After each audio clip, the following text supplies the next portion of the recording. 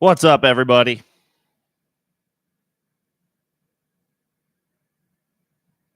Happy Saturday. Welcome to the Week 4 Start Sit live stream Saturday edition. Y'all know the drill at this point. Taking any questions that you may have as it pertains to your starting lineup ahead of Week 4. Any decisions that you might be between, we can sort those out here today.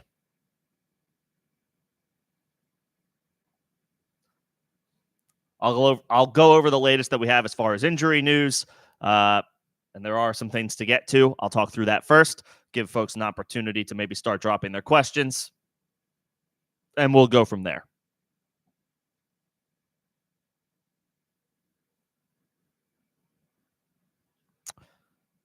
As always, just got to rehash this every single time. For anybody who's new or just joining us recently and maybe not totally familiar with the ropes, members will get first priority as a perk of the channel. And they will also get called out by username so that they know that I am speaking directly to them. So what's going on, Greg? Happy Saturday.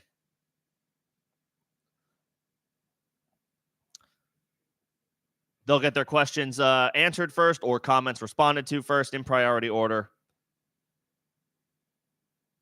If you are feeling generous enough to offer a super, that would also be a line jumper. You do not have to, but if you want to get your question answered sooner, that would certainly help.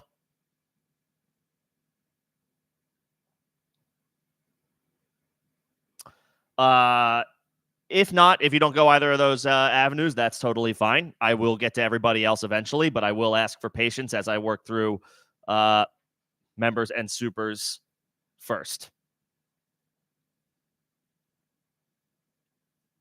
And as always, regardless of whether you are a paying customer or not, if you're enjoying the stream and how it's going, I only ask that you like the stream for algorithm purposes. Appreciate it. And to that point, I got to get that poll up.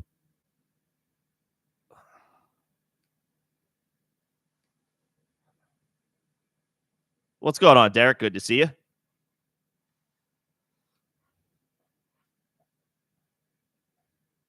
And there we go. The latest pieces of information that we have as far as injury updates. We'll date back to yesterday since I didn't go live yesterday. There were quite a few pieces of information, so we'll get through all that. A lot of tight ends that are already ruled out this week. Evan Ingram is out. David Njoku is out. Trey McBride is out. Lots of tight end injuries. Hopefully you have like a Zach Ertz or a Ty Conklin to hold you over. Texans running back Joe Mixon was seen participating in practice yesterday. So after Thursday, it was looking like it might be another week of Cam Akers. But Joe Mixon returned to practice on Friday. So he's seemingly trending in the right direction for Houston's game against the Jacksonville Jaguars. You are firing him up as a high-end RB2, potentially low-end RB1 in that matchup.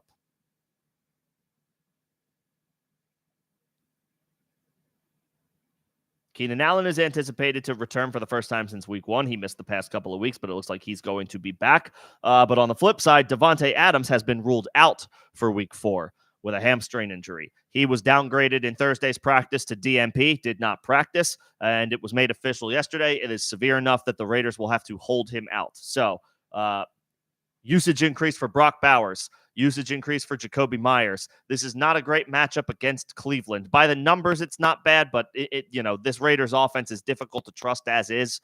Now they're down Devontae Adams. They're also down Michael Mayer, their tight end 2 in this game, or I guess for their season.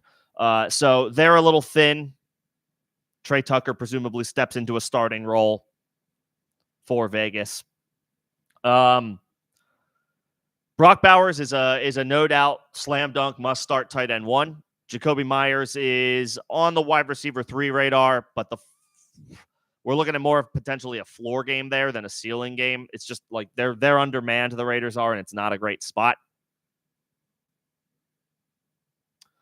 Jaylen Warren's been ruled out for week 4, so increase in usage for Najee Harris. I think he comes through nicely tomorrow as a top 15 option at running back. If you have Najee, in all likelihood, get him into your lineup.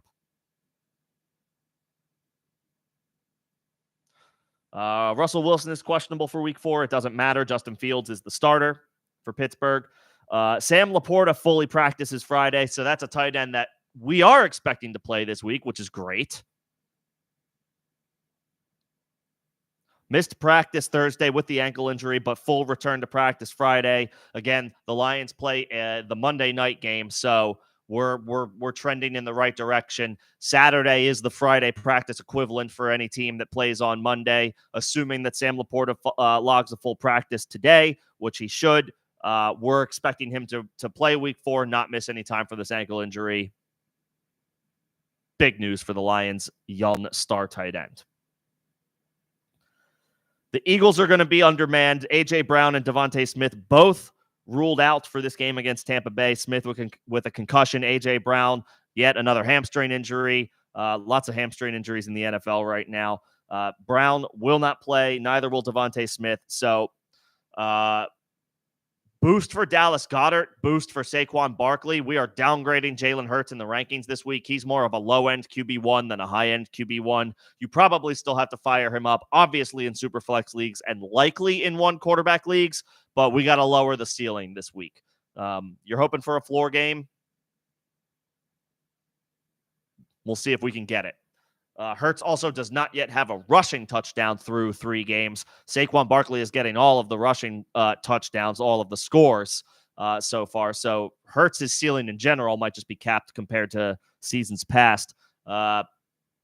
Expect an even lower ceiling and possibly a lower floor this week down his top 2 wideouts and not getting those rushing scores. On the flip side, in the quarterback news department, this is good news. It sounds like Jordan Love is trending toward playing tomorrow, making his return since week 1, getting the start at home against the Minnesota Vikings. So good news all around there for Green Bay. In all likelihood, you are starting Jordan Love, even in one quarterback leagues. You can confidently fire up Jaden Reed once again. And if you play in deeper leagues, Christian Watson and Romeo Doubs are back on the radar as flex plays. Tank Dell ruled out. Dameon Pierce ruled out for Houston going into week 4. So increase in usage for Stephon Diggs. Nico Collins is a probably top 5 option at wide receiver right now. He's already in your lineup regardless. But if you were between Diggs and some other options, Diggs gets a boost, likely with some increased work tomorrow, running as a clear-cut top 2 option for them on a play-by-play basis. Pierce out, Mixon potentially in. So Cam Akers potentially retains his A role of some kind. But if Mixon plays, you can't fire up Akers with any type of confidence.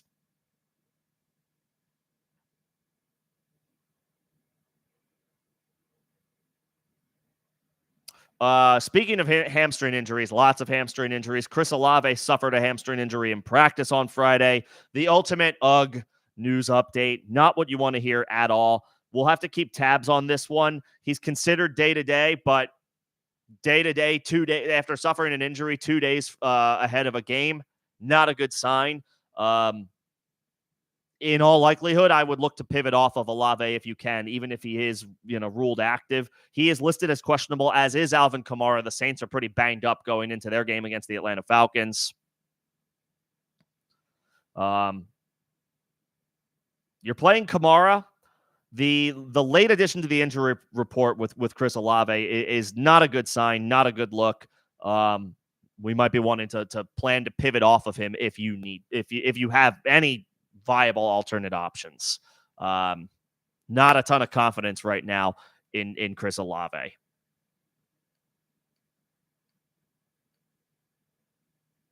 If he plays, of course. He could be ruled out. But following a Friday hamstring injury suffered in practice,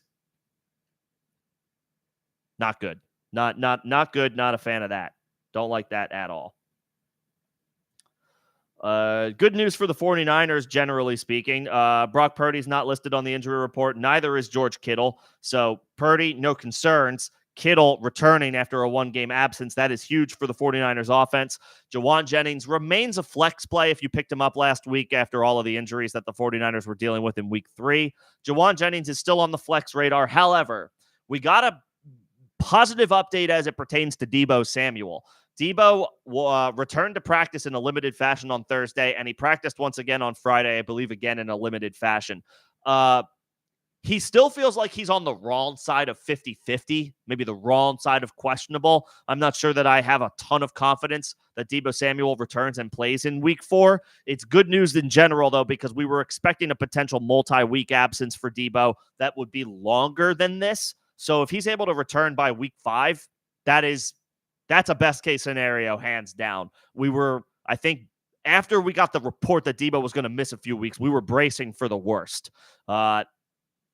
Now we can optimistically hope that Deebo is back. It's unlikely that he's back tomorrow, but the window is open for a potential return. I think week 5 is still more likely, but let's keep tabs on that. If Deebo does make his return week 4, regardless of how much he plays, Jawan Jennings would then be off the flex radar. He goes back to being the 3rd or 4th option in the pecking order. Kittle, Kittle makes his return. Not to just completely gloss over that, but I think the obvious is there with George Kittle. You are firing him up as a tight end 1. Not just because he's been off to a good start, but because you have to. Once again, the tight end landscape is a barren wasteland. If you have George Kittle, you are starting him.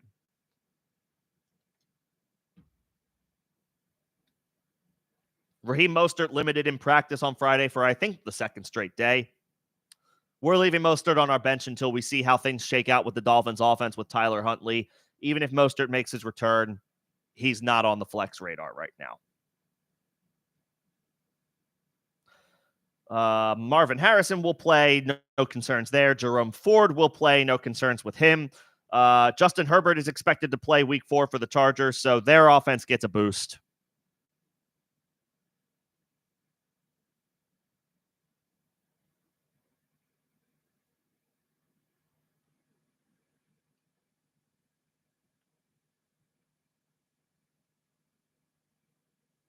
And Kenneth Walker is reportedly ready to go for week 4. He's expected to make his return.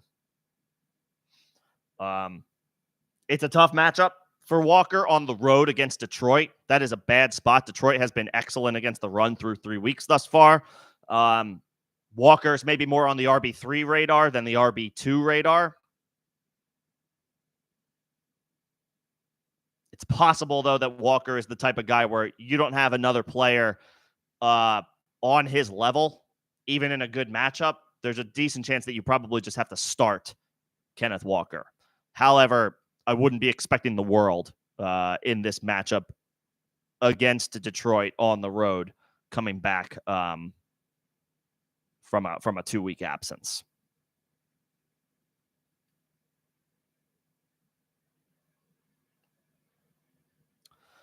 And then as of an hour ago, this one's interesting. Rachaad White is now questionable for the Bucs week 4 game against the Eagles with an illness.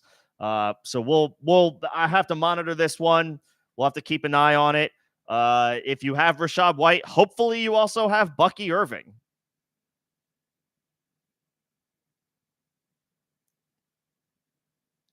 Bucky was probably a very popular waiver wire ad this week, if not last week. If you play in a shallow league where these types of guys are potentially still available, go check your waivers, just double check, make sure Bucky Irving is rostered. If you yourself don't already have him, if you do, then nicely done. But if you don't have Bucky Irving and you play in a shallow league and it's possible that he's sitting out there on waivers, go check. Go check now. Go see if he's available. If he is, let me know. Let me know who your last 2 or 3 guys are on your bench. We might be dropping whoever that is to roster Bucky Irving. And if Rachaad White is ultimately ruled out tomorrow, now he's a candidate to start, assuming he's good to go. He himself, Irving, is listed as questionable for Sunday with a hamstring injury. So his situation is trending in a weird direction as well.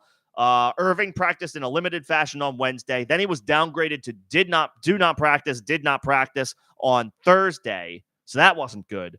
But then he returned to practice on Friday in a limited fashion. So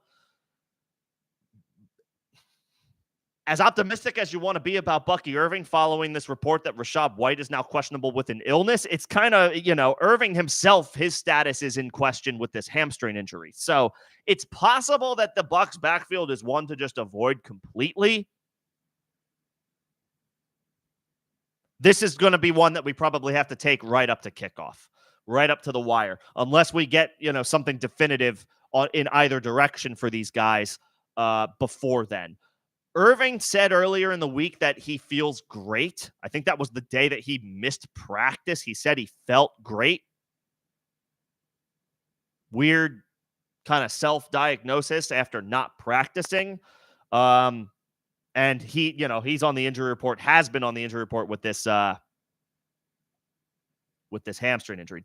So many hamstring injuries right now. September is hamstring injury month. Lots of them in the early going. So keep tabs if you have Rachaad White, if you have Bucky Irving, if you have both. If you have neither, that's probably the best situation right now, considering that they're both on the injury report now with some type of injury or some type of status. But if you have one, just let's keep tabs. Let's keep things. Let's look at this closely over the next 17 hours or so. 18, 19 hours. I think that does it for the latest updates about the player statuses for this week. And we will likely get one or two more updates over the course of the rest of this stream. And we'll obviously get more updates into the evening and into the morning as well. I am live again, 11 a.m. Eastern tomorrow for any last-minute thoughts that anybody might be working through. With that, I can now start getting to questions, so appreciate everybody's patience, and happy Saturday to you all. Hopefully it's a good one so far. Hopefully y'all are enjoying the weekend. Again, as always, special shout-out to my members, Greg, Derek, Jake. What's going on, all you guys? Good to see y'all. Thanks for coming in and hanging out, and for everybody for coming in and hanging out. All right. I got to get to my member questions first. That, again, perk of being a member of the channel is you will get your answers or questions answered or comments responded to in priority order. You can also send a super if you're feeling so inclined, but you don't have to, but that would be a line jumper as well. And then I will get to everybody else. So appreciate y'all's patience. I will get to everybody. So sit tight, and I will make sure that your question is addressed. Let's see. Greg, you're 0-3. It's okay. It sucks, but you're not dead yet. It's not over yet. At quarterback, if your options are Love, Fields, Geno, Carr, I'm not playing Geno on the road against Detroit. It's just a tough matchup. And I'm going to need to see a Carr bounce back game, especially with how banged up the Saints are. I don't really want to go in Derek Carr's direction. Not only is Kamara questionable, Olave is questionable with this hamstring injury, but they also lost their starting center probably for like 6 to 8 weeks. So the offensive line also takes a big hit. I'm very much in wait-and-see mode with the New Orleans Saints. Kamara, you have to play if he's active, and Rashid Shaheed is an intriguing boom-bust wide receiver 3, as always. He has a little bit more intrigue if Olave can't go. Maybe he's more on the wide receiver 2 roadmap, but the Saints are banged up. They're really banged up on offense, so I'm going to give it a week on anybody not named Alvin Kamara, unless if you start 3 receivers and you're desperate, Shaheed could be interesting, but situation to avoid in general, especially with Derek Carr. I would probably go Love here if he plays.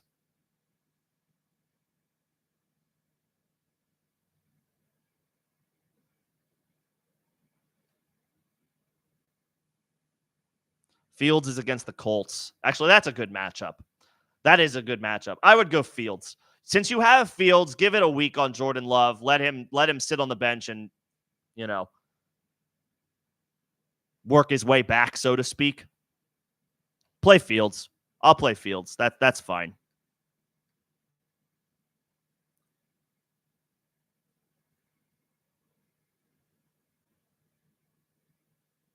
Yeah, Fields over Love. Geno and Carr not on my radar. Derek, you're just a little bit of reaffirmation from a question earlier in the week. 2 wide receivers: Wilson, Deontay, Jaden Reed, Shakir, T. Higgins. What did I say earlier in the week? The Jets get who? Do the Jets get this week? I should know this. That's right. The Broncos. Garrett Wilson gets Patrick Surtain. That is a brutal matchup by the numbers. Assuming Deontay plays, you have to play Deontay. I know he missed practice Thursday, but the vibes seem to be good for his availability from what I last saw. Groin injury on Thursday, but he returned to practice in a limited manner on Friday. The indication is that Deontay is going to play. If Deontay plays, Derek, then I'm going with Deontay Johnson. He has new life. He has new life with Andy Dalton. New life with Andy Dalton. He's one of my starters. And then you have Jaden Reed against the Vikings. Shakir is on the road against the Ravens. Not a bad matchup by the numbers. And then Higgins in a great matchup against the Panthers. Second game back after missing the first 2 weeks of injury.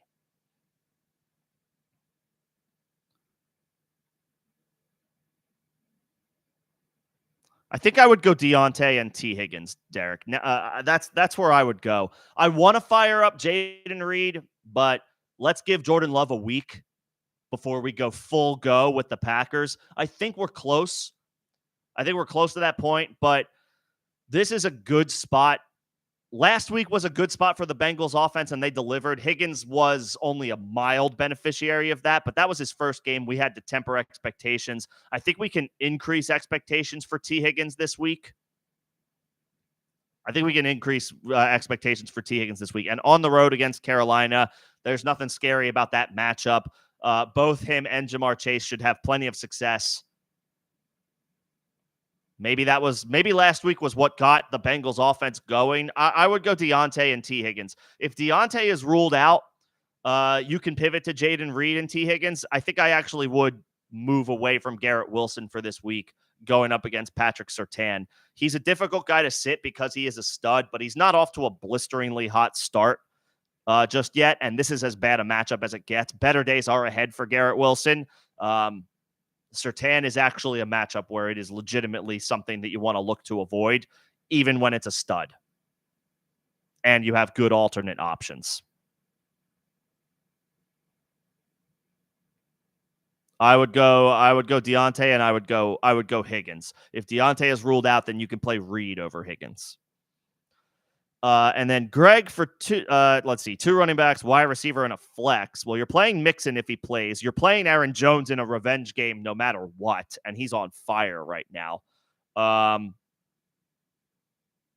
So a lot of this is dependent on injuries, Greg. Basically, if Mixon plays, you're playing Mixon and Jones as your running backs. If Mixon is out, you play Jones and Akers as your 2 running backs. And then you're playing Marvin Harrison as at your wide receiver spot.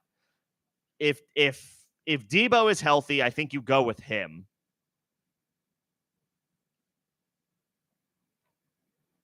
Although he plays in the afternoon, he plays in the later window. Guys like Bucky Irving play, I think, he plays in the early window. Debo plays in the later window. Pittman's off the radar. Pittman's off the radar right now, which sucks, but that's where we're at with Michael Pittman. Yeah, I mean, Jones are locked and loaded, one of your running backs. The Houston running back that plays, if it's Mixon, is your other running back. If it's Akers, is your RB2.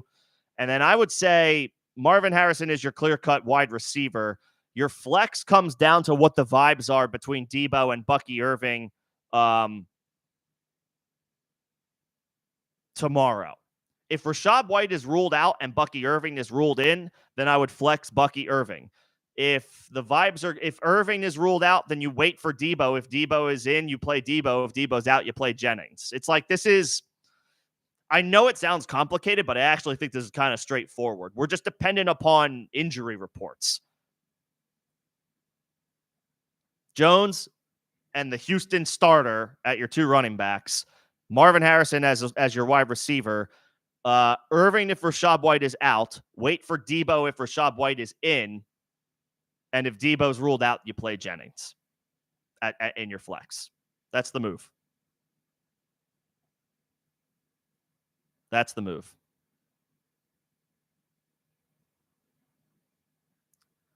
And again, Derek, I wouldn't start Reed over Wilson. I would start Higgins over Wilson.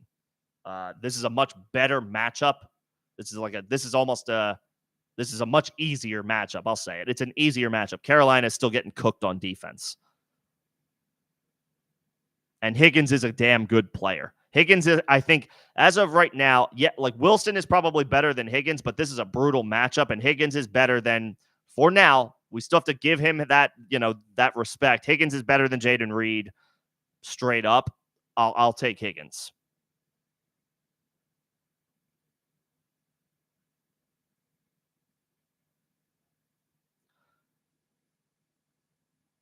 And yes, Mixon is worth it. If Mixon is active, he is worth it. He's a low-end RB1, high-end RB2, and he's in a great matchup against Jacksonville. If he goes, you play him.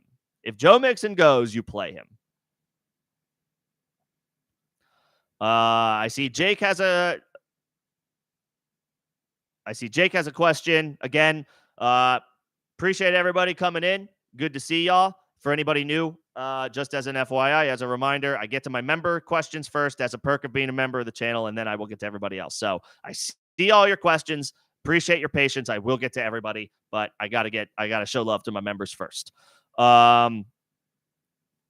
Jake needs in full PPR 1 wide receiver and 2 flex between Waddle, Smith and Jigba, Brian Thomas, Adunze, and Braylon Allen. In full PPR. I still do not think that you can go to Jalen Waddle. We have to. Tyler Huntley is probably an upgrade over Snoop or Tyler Huntley. I almost said Tyler Huntley's an upgrade over Snoop Huntley. Tyler Huntley is probably an upgrade over Skylar Thompson, even though he's only been there for like a week and a half, or not even that long, maybe like a week. But the ceiling is incredibly low until we witness it go higher. It's low. So Waddle is off the radar right now. In full PPR, Smith and Jigba's on the road against Detroit. Brian Thomas is on the road against Houston. It's possible that he sees Stingley.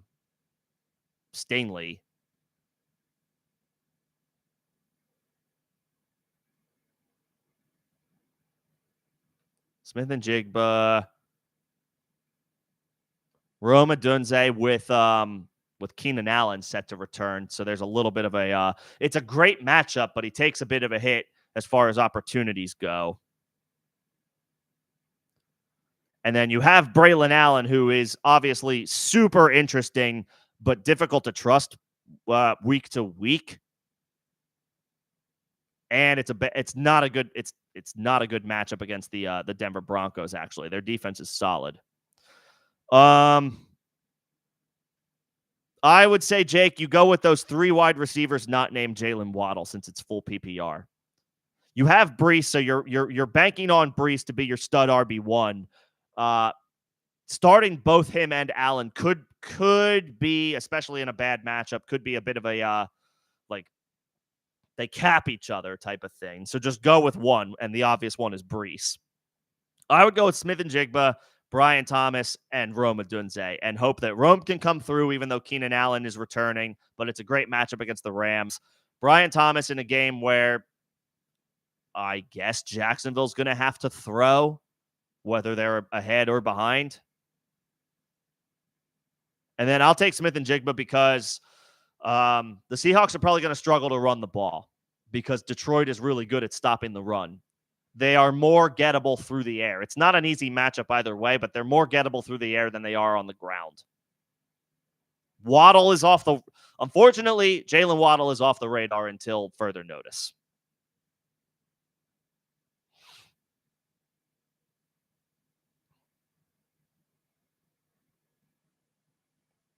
And yes, Greg. Okay, so it's a second wide receiver. Yeah, the Houston running back, Jones, Harrison, Debo or Jennings, and then I guess you might have to if Irving is active and White is active, since you have to start two options, and those I think we were right up against the number of names that were eligible for these spots. If Irving is in, I think since you have to start that second wide receiver, you play the San Francisco wide receiver that starts, which will be Debo if he's in and Jennings if he's out. And if Irving is in, you just play Bucky Irving. If Irving, even if Rachaad White is also ruled active, you play Bucky even if he's both backs are in. All right, I think I got my members, and I will keep an eye out for any other member questions. But I can take this up to the top now.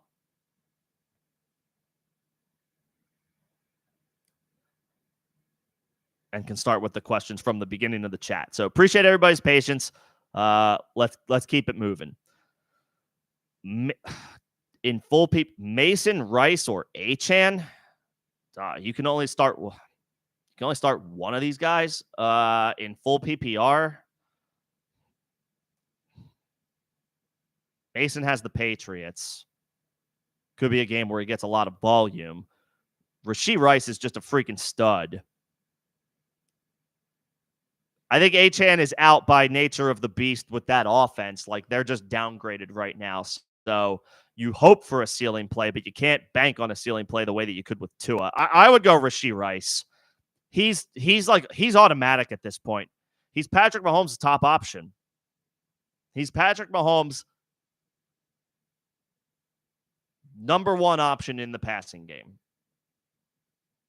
And he's been playing like a wide receiver one. He's been playing like a high-end, elite, top-flight option for fantasy. I know Mason is like rock solid as well and probably an RB1.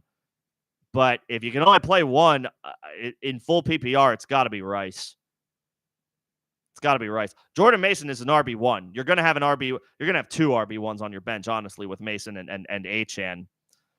I would say play Rashee Rice, and at the end of the year, tell your commissioner to expand the starting lineup so you can include at least one more of those guys in your starting lineup.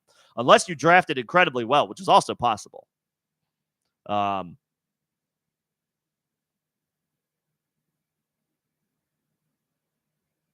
I'd say you did, considering that those are three options that you have available to you. I would go Rashee Rice. Just a reminder, I should have said this off the top. Before I keep going, context helps.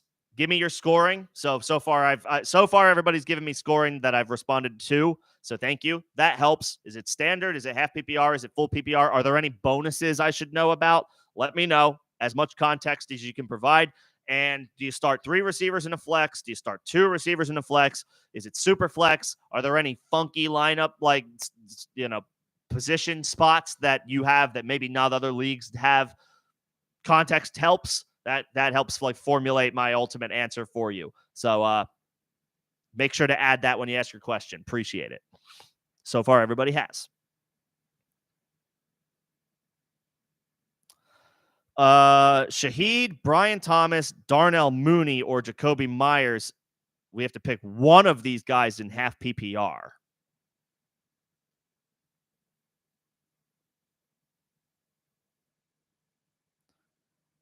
Yes. Can I pin messages so that people can see them?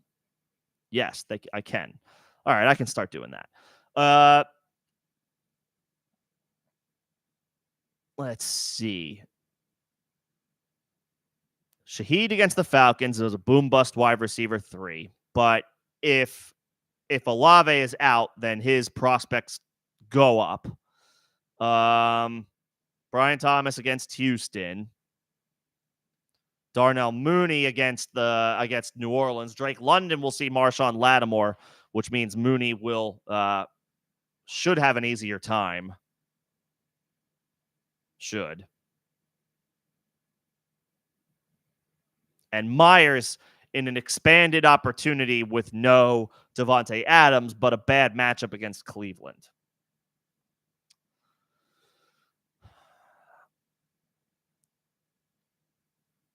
I will say if Olave is out, play Rashid Shaheed. If Olave is ruled in and the vibe is that he's fine and won't be limited, then I'll say play Myers because you're going for a wide receiver. You want to go for wide receiver 1 potential here.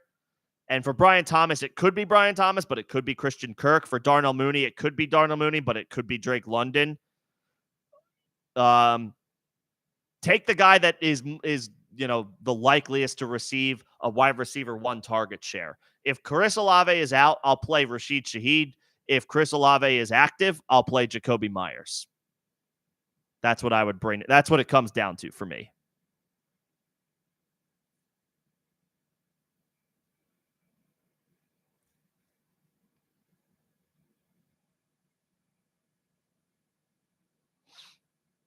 Yeah.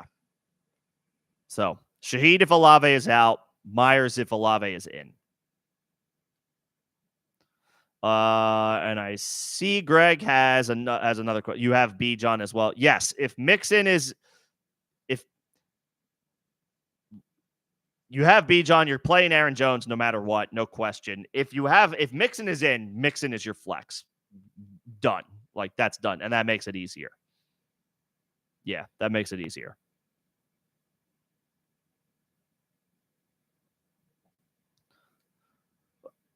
All right. Back up to the top.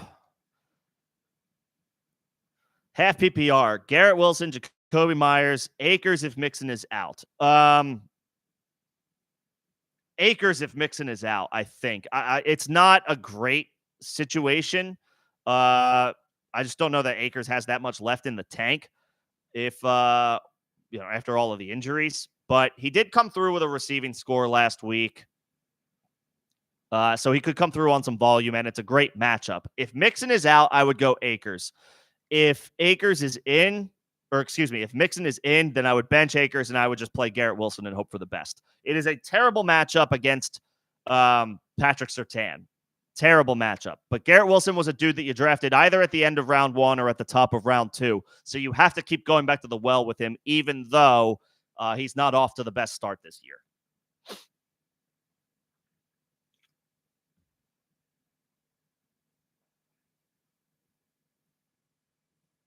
He caught his first touchdown last week, right? Garrett Wilson did.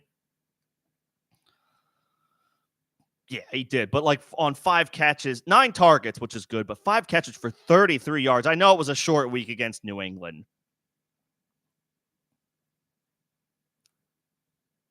But his high water mark for yards right on the season is 60 so far.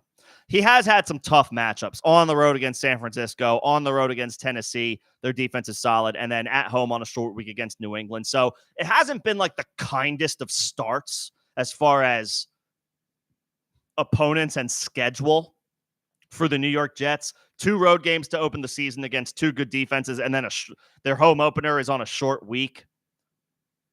And then they get the Denver Broncos, who their offense is obviously not great, but their defense is pretty good so far anyway.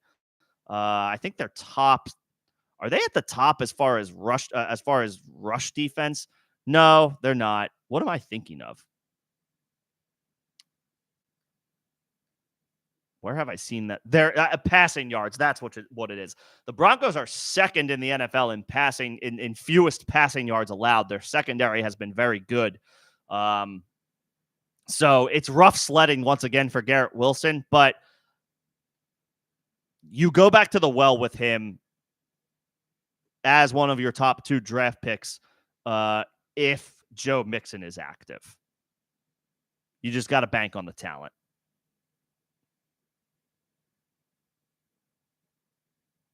Just got to bank on the talent. You're good, Greg. Best of luck. Let me know if we need to rehash anything. We can sort it out.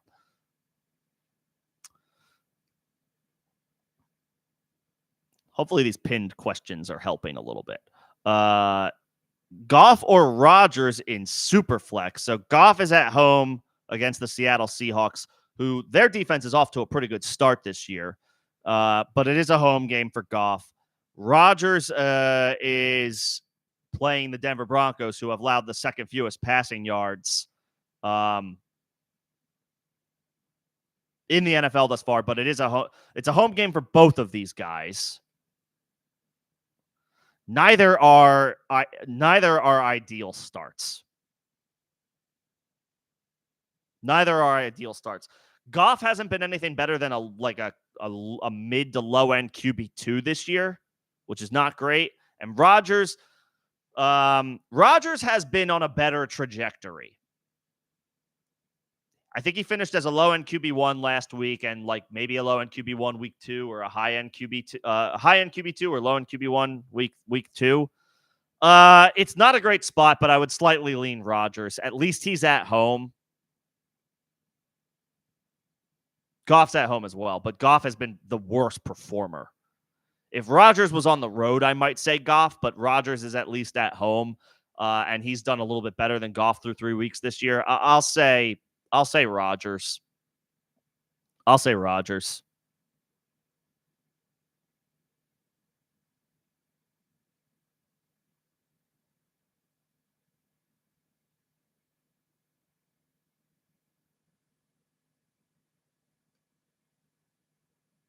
And yeah, Derek, I am also hoping Debo is back, but not because my opponent has Jennings, just because I have Debo. So I would like to play him if he's in.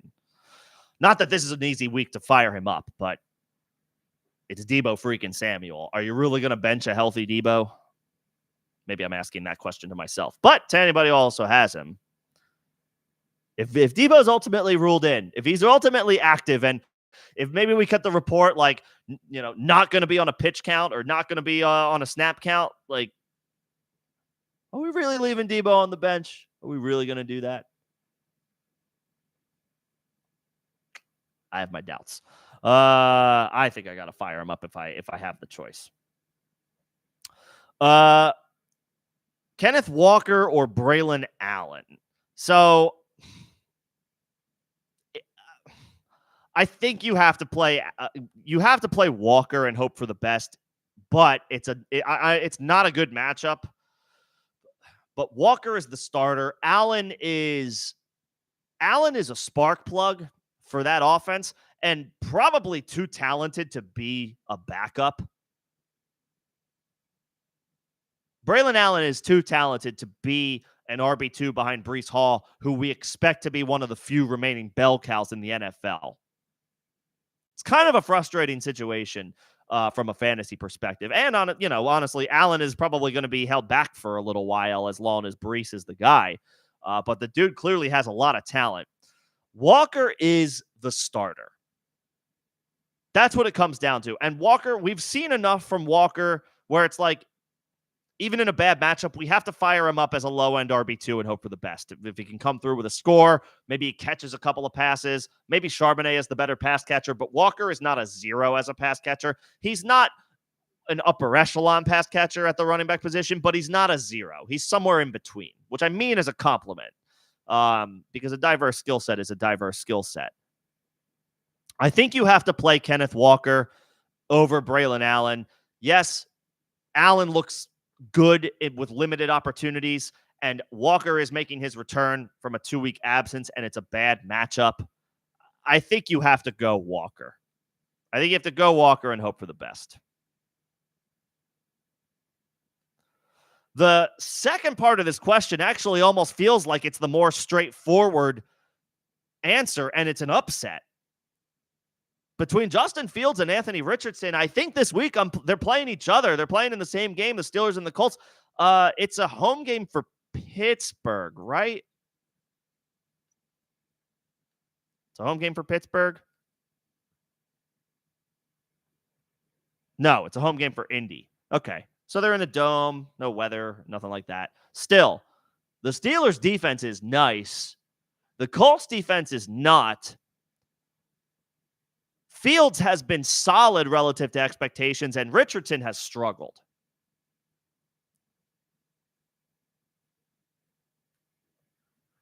Now, on one hand, we're talking about, do we start Anthony Richardson at his floor? And he bottomed out last week in a big way. He only completed 10 passes for 167 yards.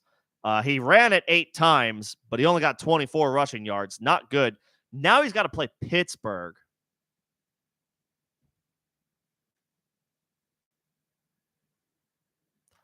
The Steelers are tied for second in the NFL in rushing yards allowed per game, and they are fifth in the NFL in fewest passing yards allowed. The Steelers' defense is gnarly. I think I'm playing Justin Fields until we see Anthony Richardson kind of bounce back. This is not the week where I think I want to trust that to happen. You could argue that we're talking about Justin Fields at his ceiling versus Anthony Richardson at his floor, and therefore maybe don't sleep on Anthony Richardson. But he had in 4-point passing touchdown scoring, which is generally the norm for most leagues. Anthony Richardson had 5 points last week. 5 fantasy points. 167 passing yards, 2 interceptions. This is at home, by the way. 8 carries for 24 yards. Now, he will do better than that most weeks. You can expect his rushing floor to be higher than that. Fields, on the other hand, he ran for 57 yards week 1, 27 yards week 2 against Denver, by the way. Tough matchup. He ran it 6 times last week. He only got 6 yards, but he plunged for a score. So that'll work. That salvages it. Now he's going up against the Colts, who have an atrocious run defense. The matchup here dictates play Fields. The matchup here dictates play Fields.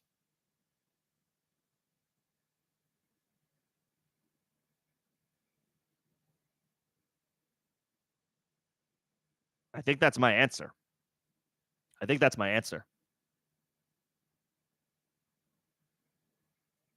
If Richardson struggles this week, then maybe, and you don't have Richardson but could use a quarterback upgrade, maybe start throwing those buy low feelers out there. But yeah, this is not a great spot, and Richardson has been struggling since week 1.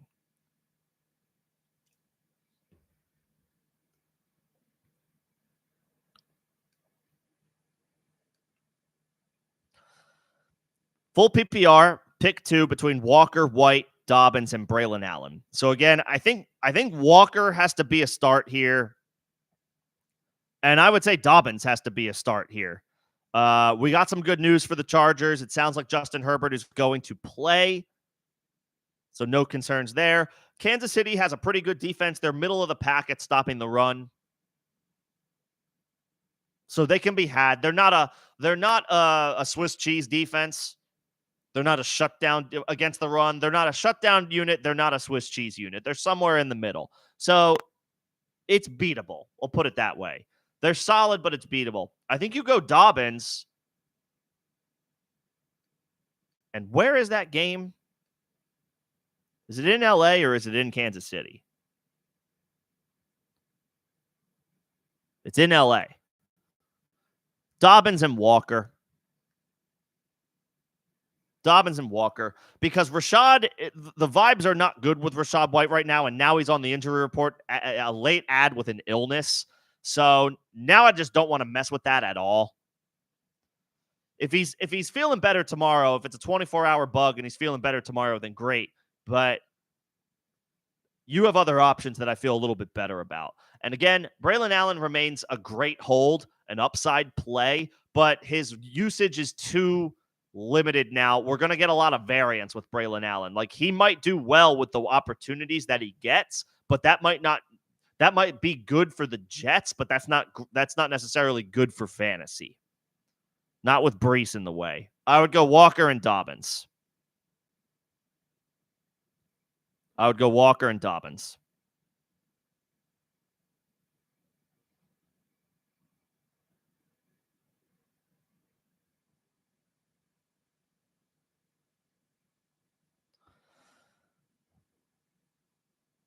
And we are here. Need a wide receiver and a flex between Ayuk, Charbonnet, Deontay, Connor, and Higgins. Your wide receiver. So Ayuk struggled last week with all of the opportunity in the world. It was the Juwan Jennings show last week against the Rams. Ayuk got 10 targets, but he didn't do much with it.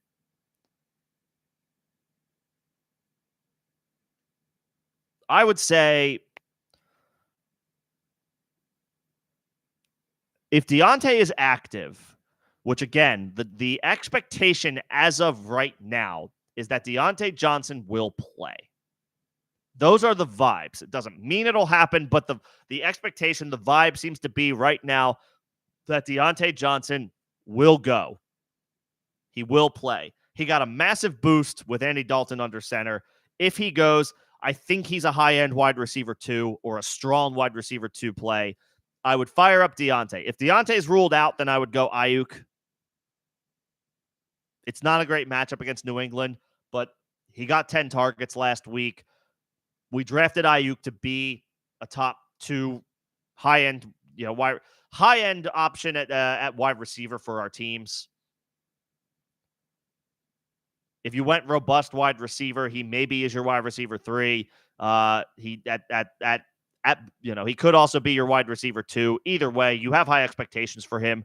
And we were drafting him ahead of Higgins because of the injury concerns and the overall vibes of the Bengals just in general. I would go Ayuk if Deontay is out. If Deontay is in, Deontay's my wide receiver. If he's out, Ayuk's my wide receiver. Your flex is James Conner. Against Washington. Like, that's a layup.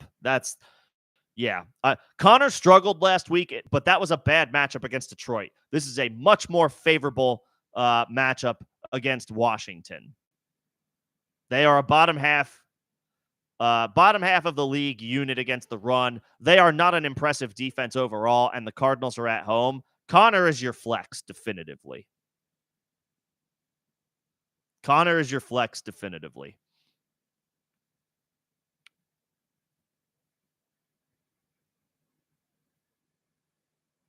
So I'm going Deontay if he's active, Ayuk if Deontay's out as your wide receiver, Conner as your flex. And tight end streaming options, you already know my favorite. I mean, I think the young people use the term "unk" now to describe the old guard, the old heads. Zach Ertz is an old head. Zach Ertz, baby. I mean, you could do worse than old man Ertz right now. He has been delivering as a low-end tight end 1. I think every week this week or every week this season thus far. If he's available, that's the guy to scoop. That's the guy that I scooped week 2 because I had Evan Ingram.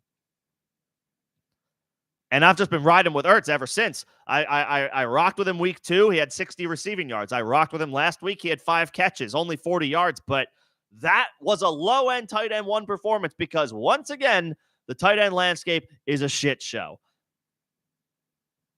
Old man Zach Ertz, baby. If he's not available, then we could like a Ty Conklin. You could chase last week's production. He had 5 catches for 93 yards. You could go back to the well with Conklin. You could try out Mike Gesicki. It's a good matchup for him. He seems to be running as the Bengals tight end one, even though they have like 4 other guys at tight end. That Eric All, he's intriguing for long term. He's a very interesting dynasty stash. If anybody was able to end up with All, he looks good, but I don't think he's like the regular main guy for now. Not yet, anyway. You could try Colby Parkinson again, I guess. It's a good matchup. I would hope that Ertz is available. He seems to be the security blanket for Jaden Daniels, and that Washington offense looks amazing right now. They are on fuego. They are killing it. Jaden Daniels looks like a stud. I don't know if that magic is going to last all season long. Washington does have some tough defensive matchups coming up soon, but holy hell, do they look good. They are ahead of schedule. Daniels looks great. Ertz is a reliable, big target security blanket for him. I'm starting Zach Ertz in multiple spots tomorrow.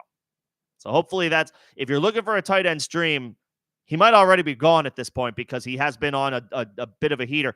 And it's a revenge game for Zach Ertz tomorrow. We love to play the revenge game roulette wheel and find the guys that are playing their old teams and see if they can't get a score. Zach Ertz, revenge game tomorrow in the desert in Arizona. I like his chances.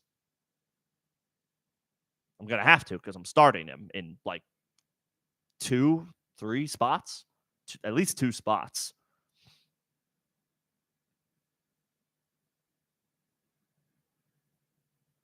Ertz is that tight end stream. And then the defensive stream, the Packers at home should be fine. They should be fine. The Dolphins defense is interesting because they're playing Will Levis. So they should have a fine time, but what I worry about is, does the Miami offense put them in some bad spots if they turn the football over? Does Huntley fumble the ball or throw an interception or, create a short field for the Titans offense here and there? Will Levis is turning the ball over at a crazy rate, so he's a guy you want to target. The Dolphins might already have been picked up. The Rams are a decent one. They haven't been great, but they're playing the Bears.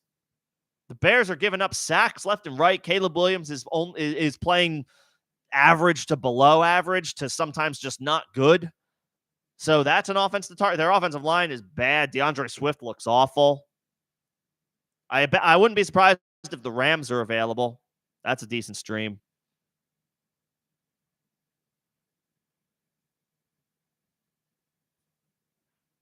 So hopefully that all helps. Best of luck.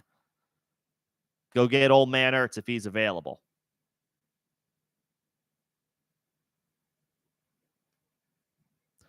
Half PPR, Jameson Williams at home against the Seahawks. DeAndre Hopkins on the road against Miami, right? And then Michael Wilson in potentially an expanded role against Washington. In half PPR, I want to say Jameson Williams. Michael Wilson is super interesting as a stream, but JMO at home, I think, is where I'm going here. He dudded out last week, but he's still off to a spectacular start this year. And Laporta's going to play, but is he operating at a little bit less than 100% with this ankle injury? That could mean more opportunities for Jameson Williams. I think I go JMO here. I would shoot for the moon for the upside. Michael Wilson is maybe a decent floor play if you think you can play it safe and you don't need, JMO, the possibility still exists that JMO gets you a 0, right? 1 catch for 5 yards, 2 catches for 20 yards, not a 0, but obviously less than 5 fantasy points from a wide receiver is not going to get it done. Less than 5 points from anybody is not going to get it done. But there's still the possibility that Jameson Williams does not give you a huge game and gives you closer to 0 than he does, say, 7 or 8 points. That possibility remains. Wilson's floor is boosted without Trey McBride, and in a great matchup, he should be fine. But generally speaking, when I'm between a starter who I right now we can trust Jameson Williams tentatively, like on a week-to-week basis to maybe make a big play come through that way. He's a regular starter. Michael Wilson is more of a rotational guy. He might start, but he's the third or fourth option in the pecking order most weeks when all things are equal, behind Marvin Harrison and even potentially behind Trey McBride. With McBride out, he's got a much larger opportunity ahead of him, but that's out of necessity and not necessarily anything else. So I'm inclined to go with the regular guy who is the starter, and that's JMO, like the typical regular starter, and that's Jameson Williams. So I'll go JMO.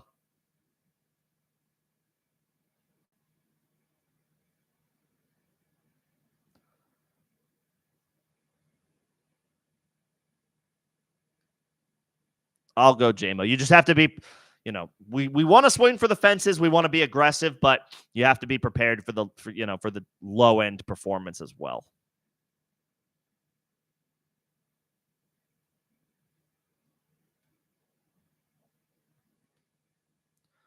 You are planning to bench Anthony Richardson, which I think a lot of people are thinking about doing. Do you drop Isaiah Likely or Tyler Algier to pick up Geno? I don't really want to drop either of those guys. Who is your starting tight end since you're not starting Likely? What's up, E11? Good to see you. E111. My bad. I always do that. Let me finish up my thoughts on this question that I started, and then I will get to you. But good to see you. Like, who is your my thought process here is, if you are dropping Isaiah Likely, who is your starting tight end? Because you could drop Likely to pick up Geno, but also the red flags are all over the place with Mark Andrews, so I don't know that I necessarily want to drop Likely.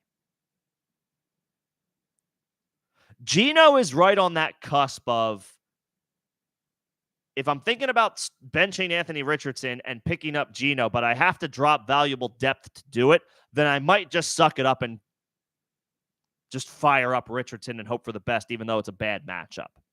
If the guy isn't on your bench already, if Geno's not already on your bench and you have to drop valuable depth, like I'm not dropping Algier. He's one of the most valuable RB2s in the NFL. He has a regular role, even with Bijan in the fold, and the Falcons have a pretty good offensive line. They're running the ball very well. So I don't want to drop Algier. And then whoever your tight end one is, I would want to know who your tight end one is for dropping Isaiah Likely, because I don't really want to drop Isaiah Likely either. I think ultimately I would just play Anthony Richardson and hope for the best in this specific situation.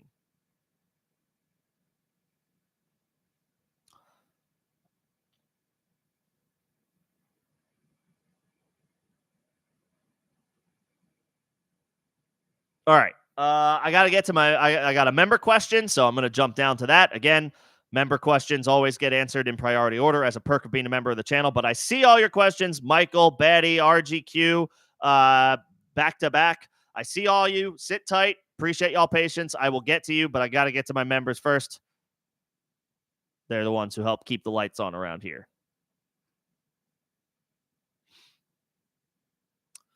Let's see. 3 wide receivers, 2 running backs, 3 flex. I love the 3 flex. That's my favorite. I love large starting lineups. I want to be I don't want to be penalized for drafting well and having to have all these dudes on my bench. I want to start all these guys. 3 flex. Hell yeah. You need to drop one of these guys though. Foreman, Ray Davis, Corum, or Mike Wilson. Don't drop Michael Wilson. He's got, his value should go up a little bit this week regardless of what happens. I mean, do you have Jerome Ford? Do you have James Cook? Do you have Kyron Williams? If you have any one of those 3 guys, then I would keep the handcuff to maintain the handcuff. If you don't have any one of these 3 guys, my second question would, I guess, be, do you have the quarterbacks? Well, hopefully you don't have Deshaun Watson, but do you have Josh Allen? If you do, then that's maybe a slight boost. It's not a stack, but same offense, Maybe I want to keep Ray Davis a little bit just in case, a little bit more just in case if I have Allen. If it's only a one quarterback start, maybe I don't feel as strongly about that as it pertains to Corum and Matthew Stafford. But the thought process could still apply. I would say it's between Foreman and Corum, and I'm leaning dropping Foreman. If none of those scenarios that I just mapped out apply to you, if these are all just standalone like stashes, then Foreman would probably be the guy that I drop. At least Corum is a rookie with some upside if anything were to happen to Kyron Williams. And I would keep Ray Davis because he's on the best offense of these three guys. He's on the Buffalo Bills, who look like they haven't missed a beat. They don't seem to be missing Stephon Diggs. Josh Allen is playing out of his mind.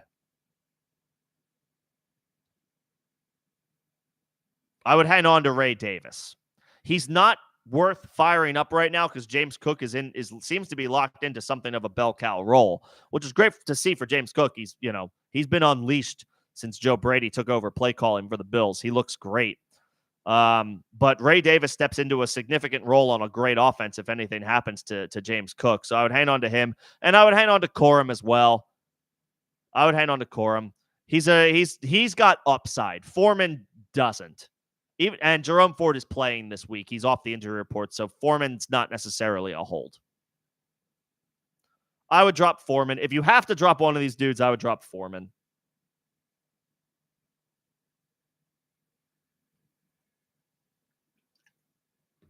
You have Brees. You have Brees, Braylon Allen, and Hubbard. Okay.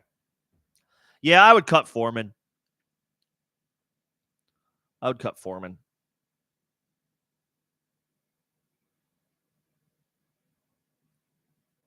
And okay, I'm just gonna finish up. I see hopefully E111 that helps. Let me know your thoughts there. Let me just finish because I see the follow-up to the question that I was working on. Let me just wrap this up and then I will go back up to the top. So you have Andrews and you have Bijan. I'm not dropping either Likely or Tyler Algier, especially since you have, obviously Algier is a true handcuff. Likely is not really a handcuff to Mark Andrews, but it is like if anything happens to one, you have the other. So I'm not dropping either one of these dudes. I am just firing up Anthony Richardson in your specific situation and hoping for the best. I don't want to drop either of those guys because you have the handcuff situation for both. If something happens to Andrews, you have Likely. If something happens to Likely, then you could drop him. Obviously, hopefully nothing happens, but then at least you still have Andrews. If anything happens to Bijan, you have Algier. If anything happens to Algier, you have Bijan. Keep that intact. I wouldn't break that up for just 1 week. Even in a bad matchup, I would just play Anthony Richardson and hope for the best. It's not a good spot. I understand that. It's not a good spot. But it's still early. Unless you're 0-3 and desperate for a win and you've scored like the fewest points in your league and you're behind the 8 ball to jump into the top 6 or the top 8, however many teams in your league make the playoffs. If you're like way out of it, if you're way behind the 8 ball, then all right, fine. I could justify, trying to go for what you think is the better play for this week. But anything else, even if you're just 1-2, I would keep intact what you currently have and just keep it moving.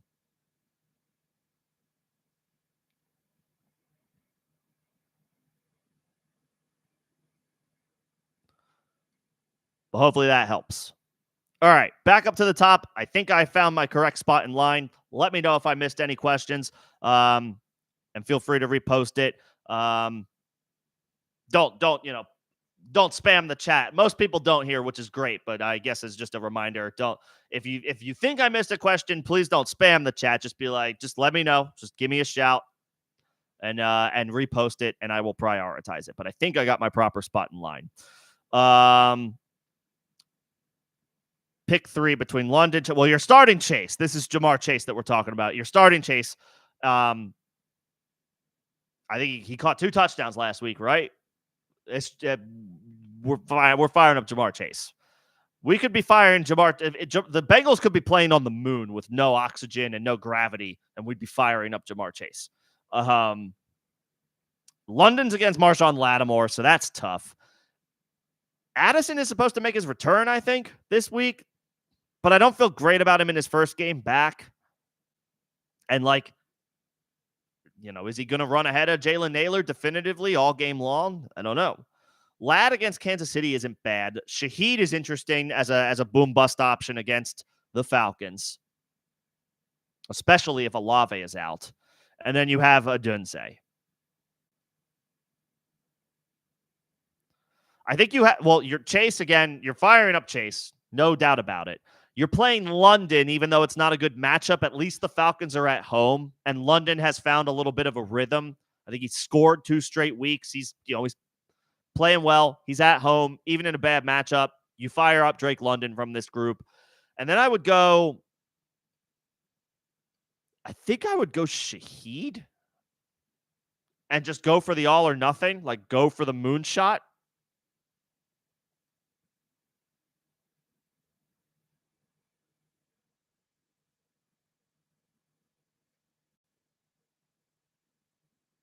Here's what I would do. London and Chase definitively. If it's an even matchup and Chris Olave is out, then I would play Shaheed.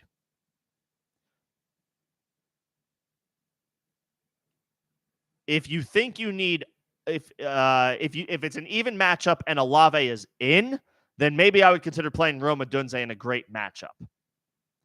If you are an underdog, then I might play Shaheed regardless and swing for the fences, swing for the big play. He didn't hit on one last week, but ride the variance, ride the peaks and valleys of the boom bust wide receivers. Let's go back to the well with Shaheed if you're an underdog.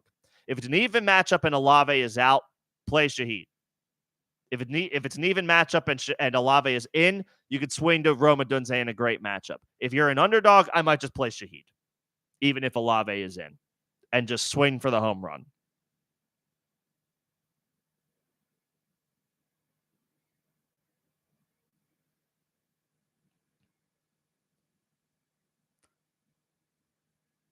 This is how I like to play my start-sit questions. I encourage you guys, ask yourself these questions. If this, then that. Like, that's another, I guess that would be another piece of context that would sometimes occasionally help. Is it an even matchup, or are you desperate? Are you playing one of the top 2 teams on paper in the league and you need to be aggressive? Then take the moonshot, swing for the boom bust player. If it's more of an even matchup and you think you can get away with the safe play, you're just hoping for 10 points and you'll sleep good at night if that particular player gets his floor, then maybe just go with the safe play. So that also helps. If you don't want to give me all that context, that's fine, but maybe ask yourself that question as well. Am I an underdog? Am I going into my matchup and I am an underdog? Like, be honest with yourself, because we can look at our team and like our chances all we want. But if you look across the aisle and you look at your opponent and you think to yourself, damn, that's a good freaking team. I'm going to need my best. I'm going to need my guys to be at their best to win. Take the moonshots, swing for the fences, be aggressive. If you don't think 10 points is going to get it done from your wide receiver 3, then who cares if they score 5? Shoot for the guy that could give you 15, 17. 18. Those circumstances exist as well. Maybe you're a huge favorite. Maybe you're like, I'm the top 2 team. I'm the nuts. I have one of the top 2 or 3 teams in the league on paper, so I can play it safe with my flex options.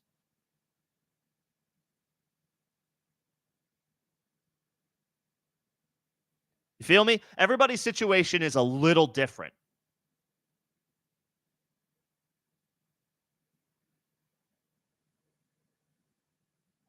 So hopefully that helps. Chase, London, and then either Shaheed or Odunze, depending on Chris Olave's health and how you feel you stack up against your opponent.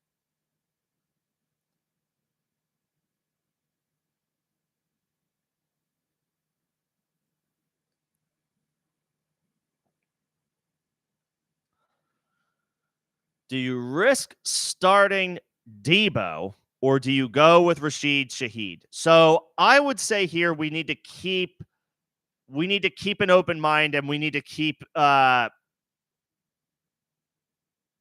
obviously eyes and ears on the ground as far as updates as it pertains to Debo. And maybe not updates as much as it is vibes. If he's out, then he's out. Obvious, and I think the 49ers play in the late window tomorrow, whereas Shaheed plays in the early window. Yes. Yeah. Shaheed plays at 1 p.m. East.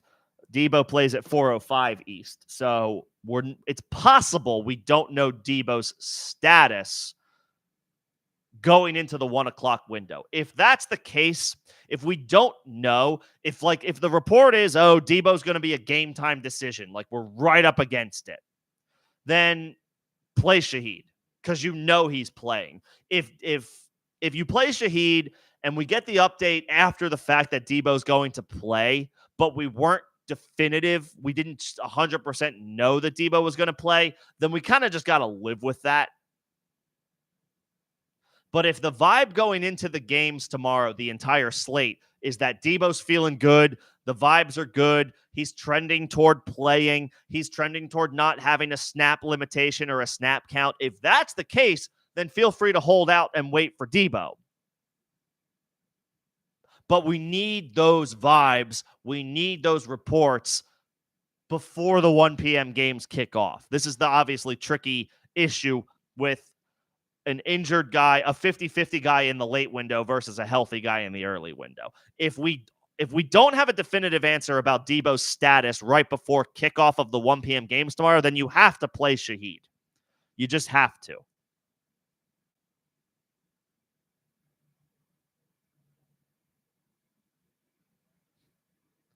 But if the vibes are good for Debo's availability, then you can hold out for him. So it's going to depend. It's going to depend. Yeah. If we don't have a definitive answer on Debo before 1 p.m. East, then Shaheed. But if we have good vibes, then we can fire up Debo and hope for the best. So obviously, and I know that everybody will, but just keep keep checking those reports, those notifications wherever you get your information, and see if we get any new updates as it pertains to Debo. I don't think I've seen anything recently that indicates that he's anything still other than just questionable.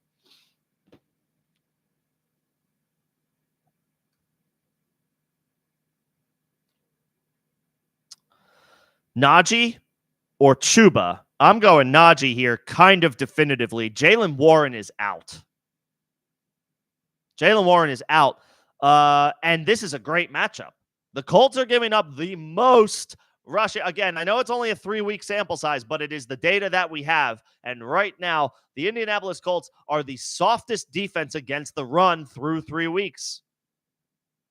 And Jaylen Warren is out. Najee's going to get 20 opportunities tomorrow, maybe 25, depending on how the game goes. Najee, definitively.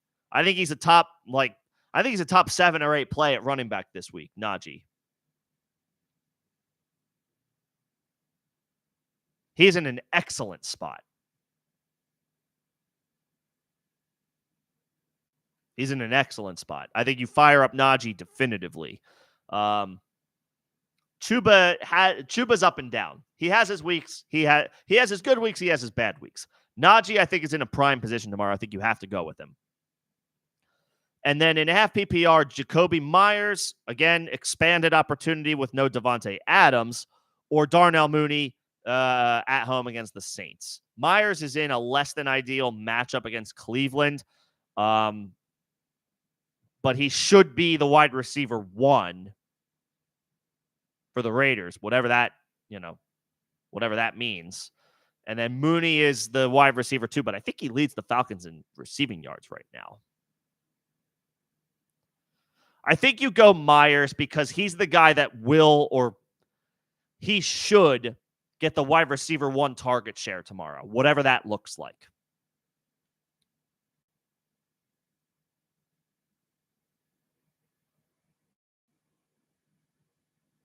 I would go Myers.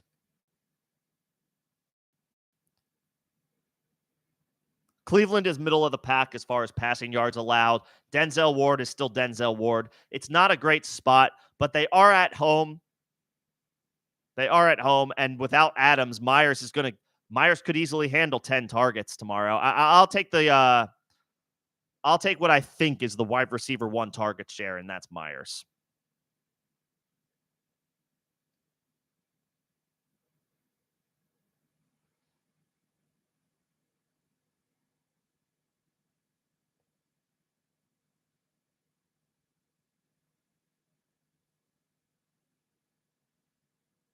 So Najee versus the Colts, Myers versus the Browns. What do I think about Bowers this week? You're not starting Cole Kmet over Brock Bowers. If I had to rank the tight ends this week, Bowers is probably my tight end 1. It's like him, Dallas Goedert, George Kittle, Dalton Kincaid. He came back to life last week. You still got to rock with guys like Sam Laporta and Travis Kelce, even though it's like pulling teeth. But like all these guys I'm naming, like they're behind Brock Bowers. I know Kmet had a nice game last week, but Keenan Allen is back, and Davante Adams is out for the Raiders. You're playing Bowers. You gotta play Bowers. I think he's tight end. If you have to rank tight ends this week, Bowers is no lower than tight end 3, depending on who you ask, depending on who you prefer.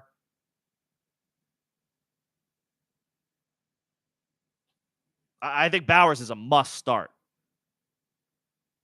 Like, okay, you could argue the Browns are going to key on him. They're gonna, their defensive game plan is going to be centered around stopping Brock Bowers. But like, how many opportunities does he get with no Davante Adams and no Michael Mayer? Mayer is out as well. Their tight end 2, the Raiders tight end 2, is also out for this game. So, that's even more opportunities that Bowers potentially soaks up. What are the number of targets through 3 games? Michael Mayer has garnered 3 targets just 1 target week 2, but 3 targets each week 1, week 3. I mean, that could be another 3 targets. We're talking about like a 12, 13 target week for Brock Bowers, possibly.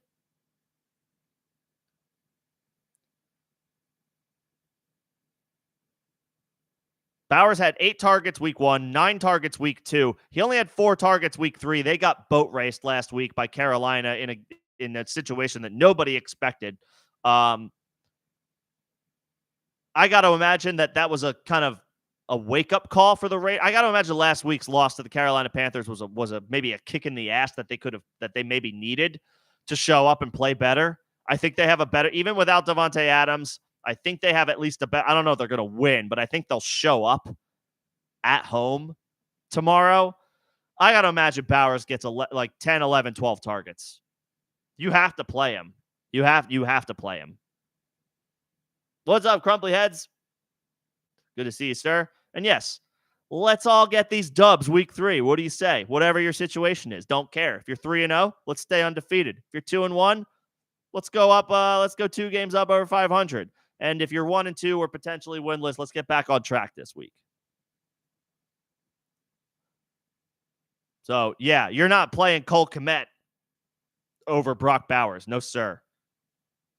No, sir. You're playing Brock Bowers. Got to.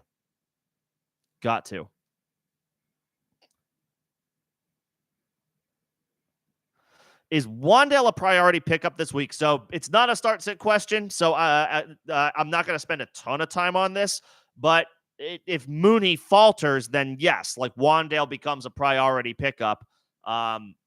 This Giants offense funnels targets to 2 guys, Malik Neighbors and Wan'Dale Robinson, and Neighbors could potentially miss week 5 after suffering a concussion at the end of the Thursday night game against the Cowboys. So yeah, Wan'Dale is probably a priority pickup this week. I have waiver wire streams on Tuesdays, 6 p.m. Eastern, so come hang out for that. Obviously, when we get through the full slate of games is when waivers comes into focus. But yes, tentatively as of right now, Wan'Dale is at worst a top 2 or 3 pickup off of waivers next week. Come on back for Tuesday, 6 p.m. Eastern. And we can go more in depth on waiver questions.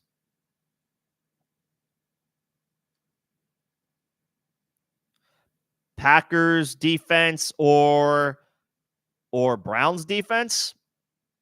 Both are good options. The Browns get a banged up Raiders offense, but they are on the road.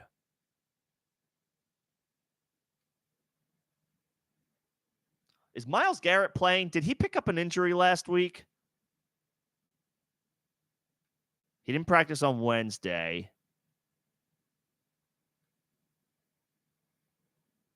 Myles Garrett will play against the Raiders. Okay, so that's good. If he was out, I would say there's no way you play the Browns.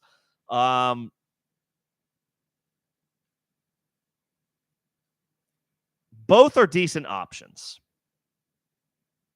I slightly prefer the Packers because it's a home game for them, and they're getting their starting quarterback back, so maybe you trust the offense to not put the defense in bad situations, whereas Deshaun Watson on any given play could absolutely put his defense in a bad situation because he's playing like a broken quarterback right now, and has been for a while.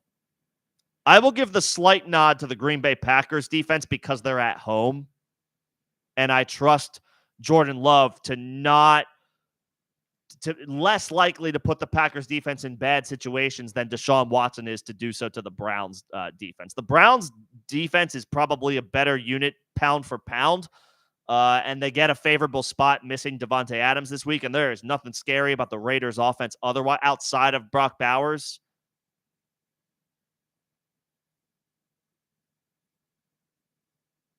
I'll give the slight nod to the Packers because they're at home. And I don't hate the Packers vibes the way I feel gross about the Browns vibes in general. Watson's not playing well. I don't know. Well, I don't love it. The matchup is good for the one-on-one. The Browns defense has a good matchup against the Raiders offense. Does Deshaun Watson, not mess that up? I don't know. He hasn't given us any reason to believe in him recently. I'll give the slight nod to the Packers. As far as Kmet versus Gesicki, I guess I will slightly lean Gesicki. Kmet had a nice game last week, but Keenan Allen is expected to return, so that's going to cut into his opportunities. I'll give the slight nod to Gesicki.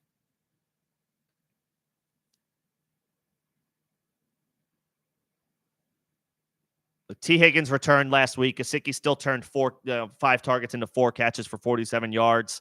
He has at least 4 targets in every game this year, which doesn't sound like a lot, but for a tight end, it certainly can be. I'll give the slight nod to Gesicki. Could be a back to earth week for Kmet this week with Keenan Allen coming back.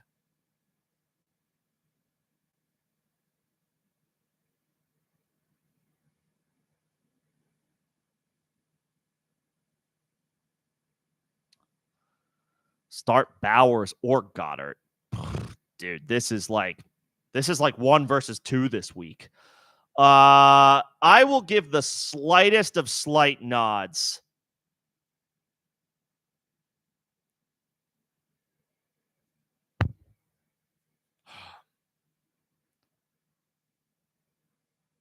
I will give the slightest of slight nods, I guess, to Goddard.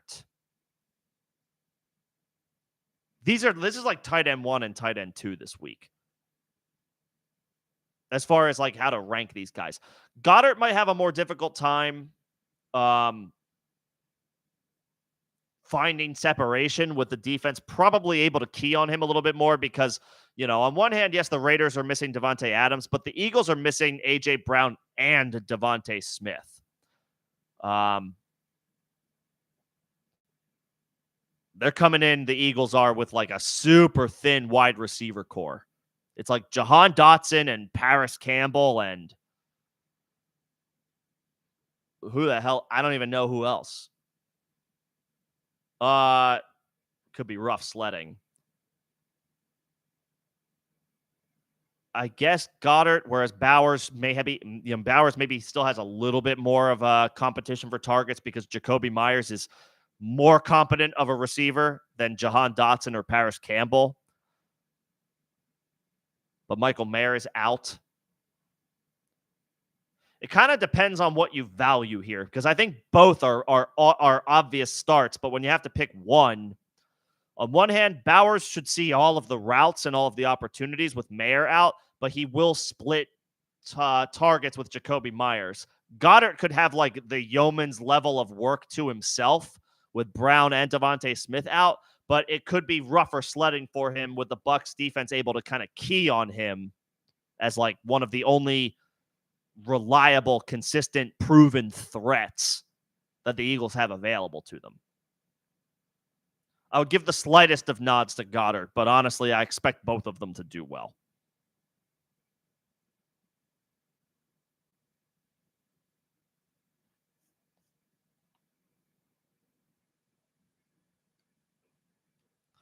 That's a tough call. It's almost like a coin flip. The Eagles are all, I guess they have better quarterback play from Jalen Hurts than the Raiders get from Gardner Minshew. I would give the slightest of nods to Dallas Goedert, but it's close. It's close.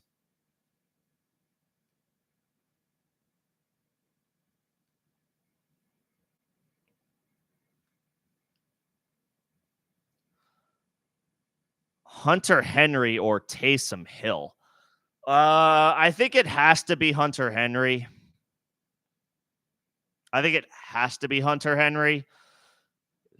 He's done more. That's all it comes down to. He's done more this year than Taysom Hill has. I know Hill has missed some time. He's expected to come back tomorrow. He should be all right against Atlanta. Not a great matchup for the Patriots against the 49ers.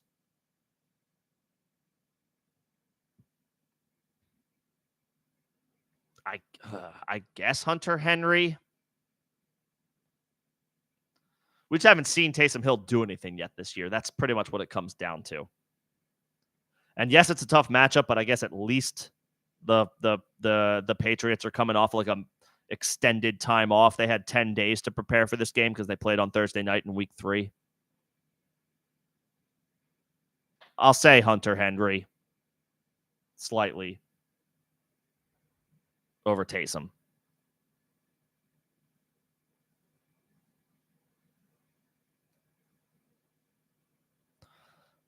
Start Stroud or Purdy? Stroud.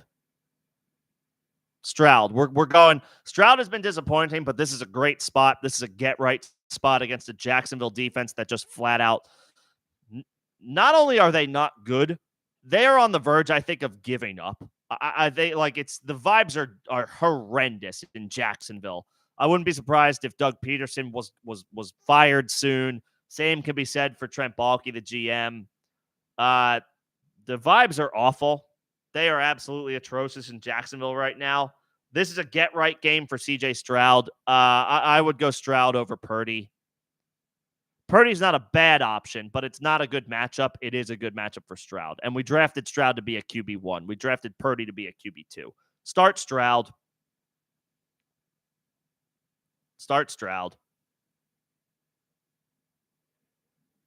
And then start 2 between Debo, Jennings, Ford, Mostert, White, and Doubs.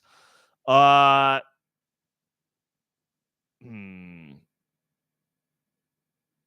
Browns play. That Browns-Raiders game is I think a 4:05 start or a 4:20. I think it's an afternoon start. It has to be because the game is in Vegas.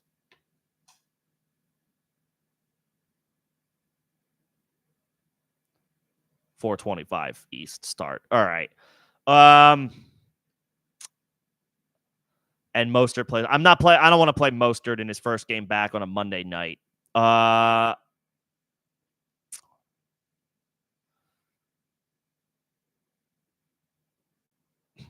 would have said Rachaad White before he picked up this illness. But because he's picked up this illness and is now questionable, Ford is off the injury report. So I would go Ford as one of your 2 starts, and then the other one is the 49ers wide receiver that starts. If Debo plays, I would play Debo. If Debo is out, then I would play Jennings. So those are I would play the 49ers starting wide receiver, and I would play Jerome Ford. If as start 2, Ford and the starter between those two 49ers wide receivers. Debo if he's in, Jennings if Debo is out. And then the Browns or Titans defense. The Titans are an interesting option this week with Tyler Huntley making his first start for the Miami Dolphins. That's not a bad spot. Cleveland is the better defense.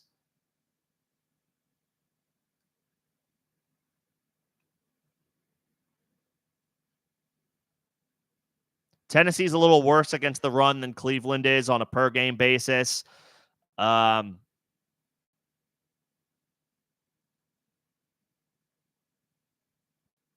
Tennessee's defense is better against the pass. Cleveland's defense is better against the run.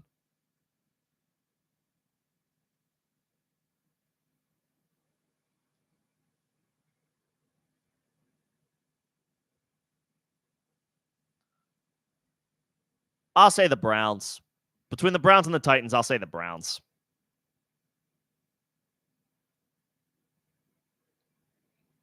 Titans are playing the Dolphins, but Dolphins are down Tua, but they still have Tyreek, Waddle, and Achane. The Browns are going up against Gardner Minshew, and they don't have Devontae Adams or Michael Mayer. I'll say the Browns.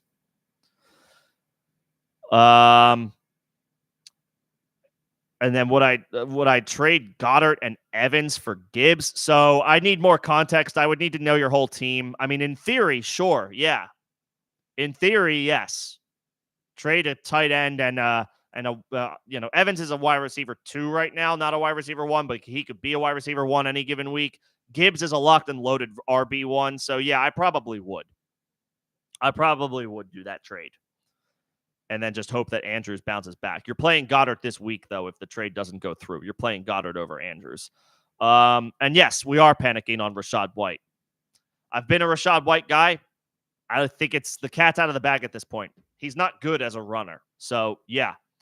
He's probably he's like an RB3 rest of season.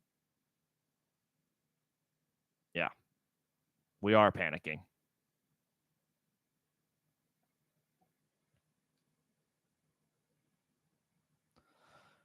Trade Diggs and Flowers for Devontae Adams. If you had asked me this question like 72 hours ago, I might have said yes. But the fact that he's picked up this hamstring injury, now I say no. You can get more for Stephon Diggs after this week, assuming he does well against Jacksonville, which he should with Houston down Tank Dell. Don't trade for an injured guy. Flowers is up and down, which I figured he would be this year. If anybody caught me over the course of the offseason, I was not drafting Zay Flowers. I thought he was going too high. He was being drafted too high. He was being drafted at a ceiling that he didn't attain last year. And now he's, kind of up and down. He's going to have his good weeks, but he's going to have his down weeks as well. Nevertheless, he is young and he is healthy and he is on a good team. I'm not trading 2 of those guys for an injured Devontae Adams. A hamstring injury for a 30-year-old? No thanks. No thanks. I'm good on that. I would not do that trade. You could trade Stephon Diggs after this weekend when his value is high, after he presumably does well against Jacksonville with no Tank Dell.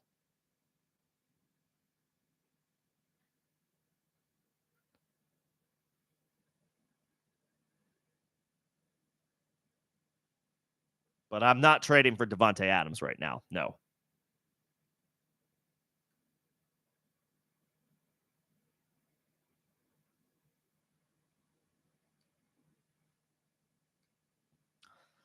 Half PPR, Ridley, Deontay, Addison, or Mostert at the flex. Deontay, if he plays. Deontay, if he plays. Ridley, if Deontay's out. Deontay, I think, is a strong wide receiver, too, this week, if healthy. Andy Dalton has breathed life into this Panthers offense.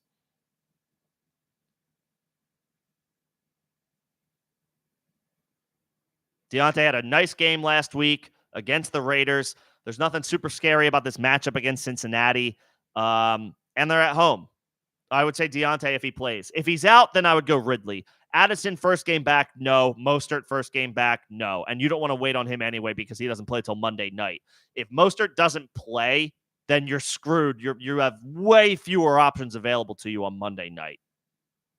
So no, Mostert firmly on the bench in all situations this week.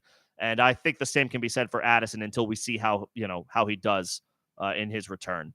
Deontay if Deontay plays, Ridley if Deontay is out.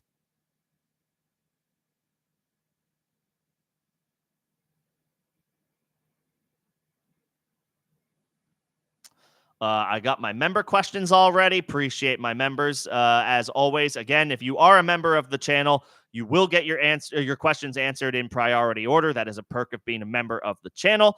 You can find more details about that in the first link in the description of this live stream and all of the videos and streams on this channel.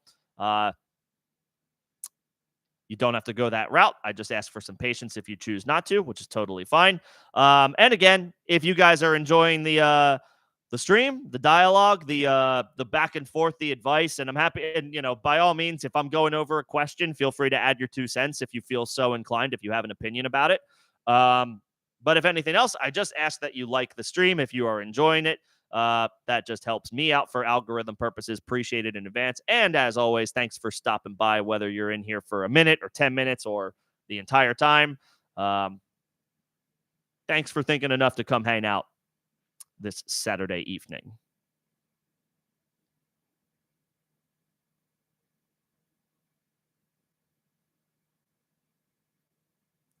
And it's a 6-point pass. Yeah, Stroud over Purdy and 6-point passing touchdowns. Yes.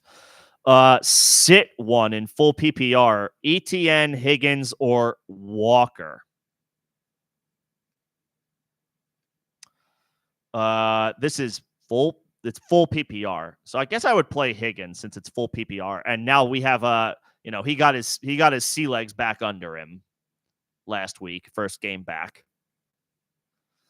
ETN is on a struggling Jaguars offense, but still came through, even in a blowout last week, still came through with 10 half PPR points.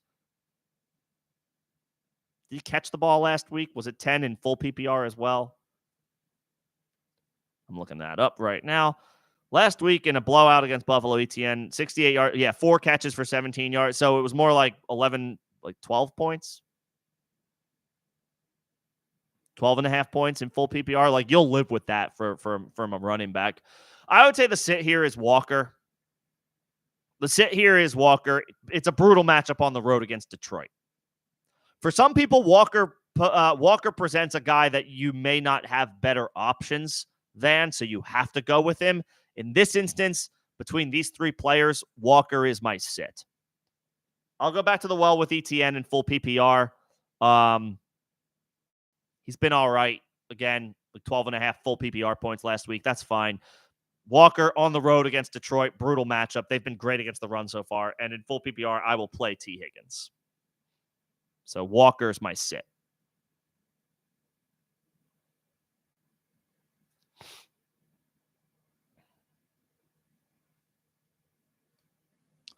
Rachaad White or Bucky Irving in full PPR? Honestly, hopefully neither. That's where we're at. Hopefully neither, because White is now on the injury report with an illness, and Bucky is on the injury report with a hamstring injury. Downgraded in Thursday's practice, returned in a limited manner on Friday. Not great. If White is active, I'm playing White. If they're both active, I think I'm still playing White.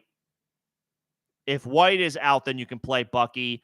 Just, Irving's status is in question just like White's is. Like, is there anybody else you have? It's possible that you don't, but I'll play White if he's active, and I'll play White if both of them are active. If White is out, then you can play Bucky. If they're both out, then we gotta find an alternate option.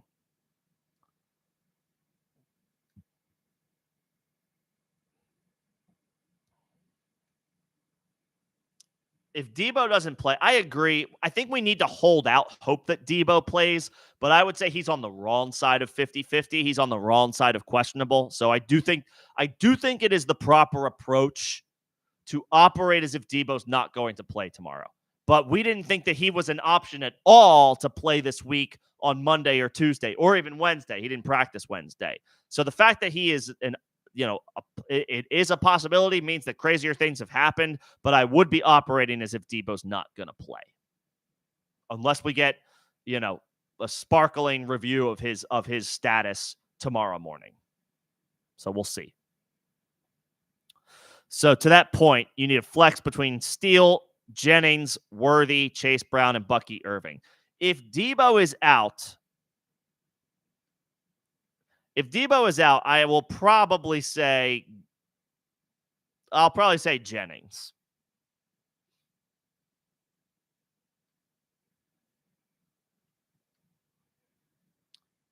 If Debo's out, I would say Jennings. If Debo is active, then I would probably pivot to Carson Steele. It's not a great matchup against the Chargers, but he had a decent showing Sunday night, and the Chiefs' offense is good enough to mitigate bad matchups. Like, they neutralize bad matchups because of Mahomes. So, Juwan Jennings if Debo is out, Carson Steele if Debo is ruled in. That's where I'm going.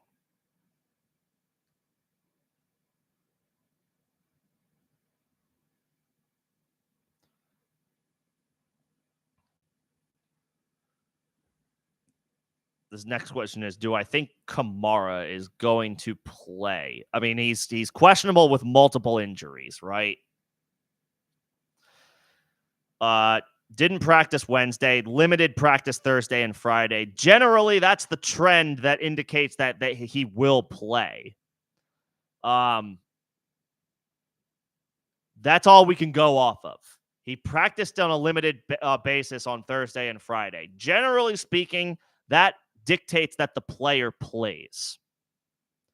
They play in the 1 o'clock window, though, so you'll have all available options to you if Kamara sits.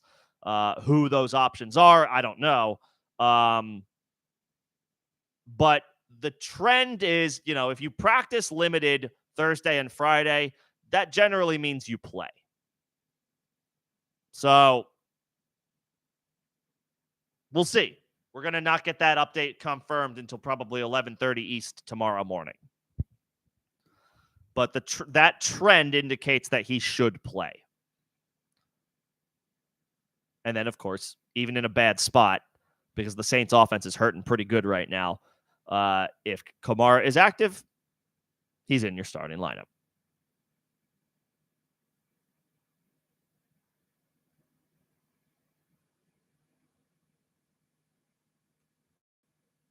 I got is this the right lineup question? Well, you played Dak on Thursday night, so that's locked in. Brees and Bijan, yes. Dang, you have Brees and Bijan. Dang. Okay. I don't. How did you? I guess you must have pulled off a huge trade.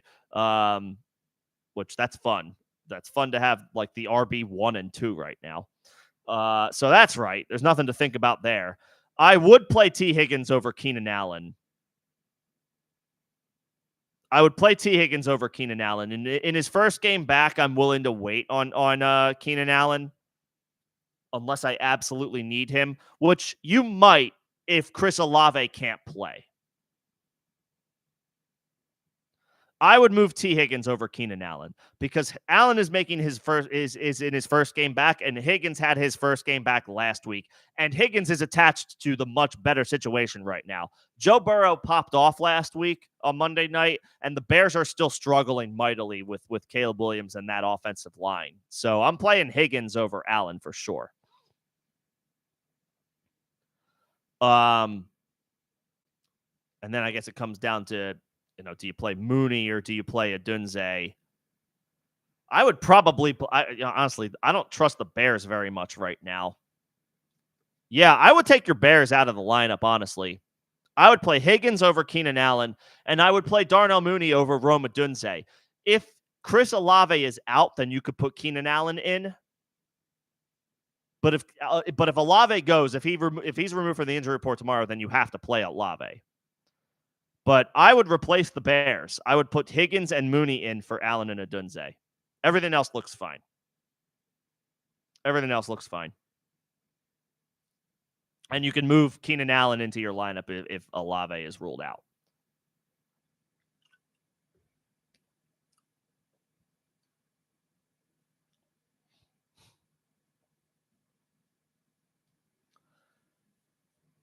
Who do you drop out of Dowdle, Braylon Allen, and Bucky Irving? I don't want to drop either of these guys, but this must be who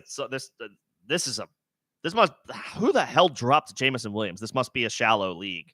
And maybe they had a more immediate, I don't know, wide receiver need. That's crazy to drop JMO. I mean, I don't want to drop Bucky Irving, but he's worth dropping to pick up Jameson Williams. Dowdle had a nice game against the Giants, so his stock is up, and Braylon Allen's stock is up as well. Irving's stock would be higher, but he's on the injury report. He's on the injury report. I don't even know that you can rely on him. You could start Jameson Williams this week. It's Irving. It's Irving. Unfortunately, but I'm not dropping Dowdle and I'm not dropping Braylon Allen. Unfortunately, it's Irving, but yes, I would to pick up Jameson Williams. Yes.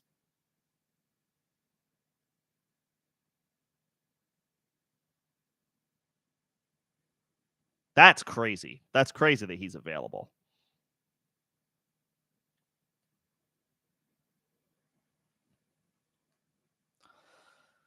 Two backs and a wide receiver. Well, Taylor is a slam dunk. I would say Connor is a slam dunk.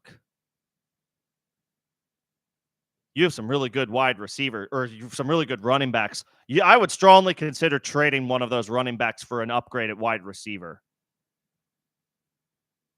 Not Taylor, but you might want to. You might want to trade away. Strong running back depth is strong running back depth. So and it could dry up quickly. But you could probably get like a wide receiver 1 right now for James Conner.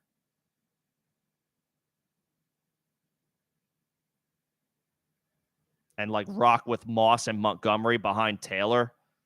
You could probably sell super high on James Conner right now and get don't give him away, but you could get a wide receiver 1 right now. Well, you might have to wait for him to have a good performance this week against Washington, which I think he will. But if you're wide receiver 2, I see you have Olave, but he's hurt now with a hamstring injury. You play Olave if he's active. You play Jaden Reed if Olave is out. As far as your 2 running backs, I would go with Taylor because you have to even against Pittsburgh. You have to play Jonathan Taylor. And I would go Connor against Washington. Great matchup. I don't want to sit Zach Moss or David Montgomery, but if you can only start 2, then I would say Taylor and Connor.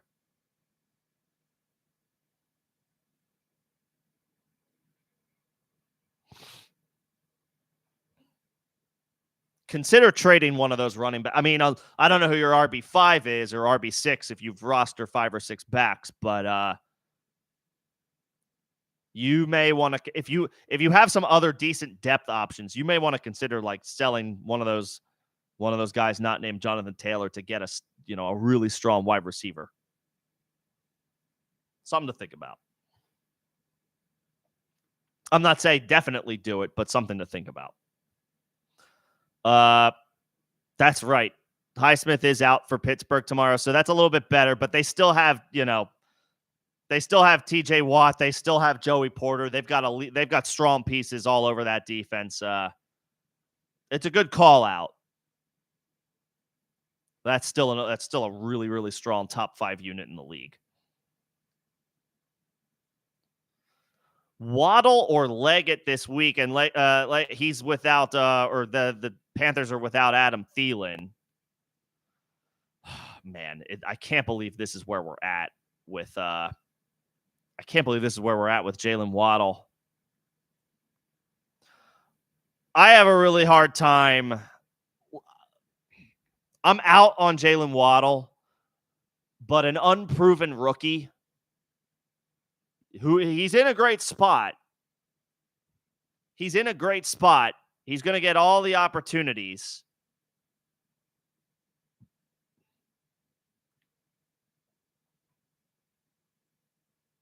I can't stop.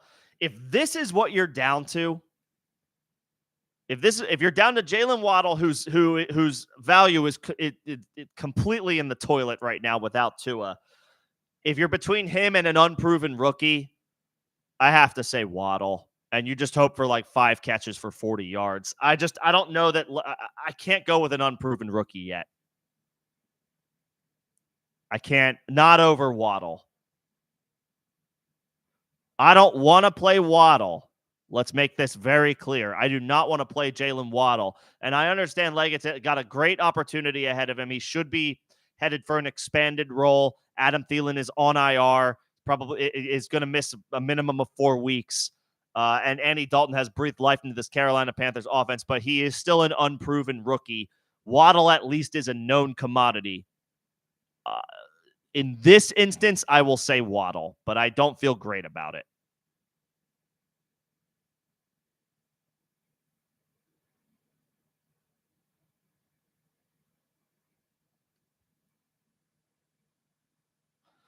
Anthony Richardson or Deshaun Watson? I mean, we can't play. I can't play Deshaun Watson right now. I know that Anthony Richardson bottomed out last week, and he doesn't look good.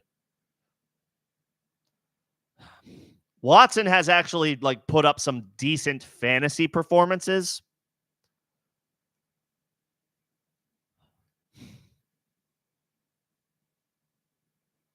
And he does have a decent matchup against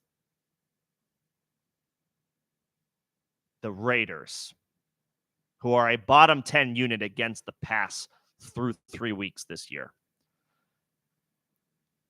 I can't bring myself to. I don't think I can bring myself to start Deshaun Watson. Yes, he has from a fantasy perspective, he has been better than Anthony Richardson the past 2 weeks. But Richardson still has upside in a way that I don't think Deshaun Watson does.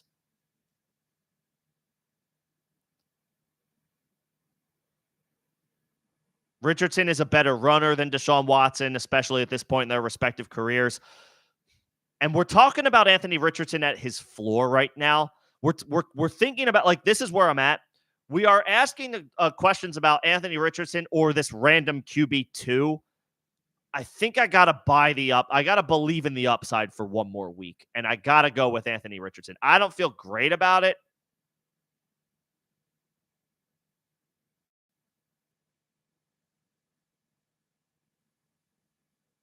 But I got to play Anthony Richardson even in a bad matchup over Deshaun Watson. I don't love it, but I'll take the upside.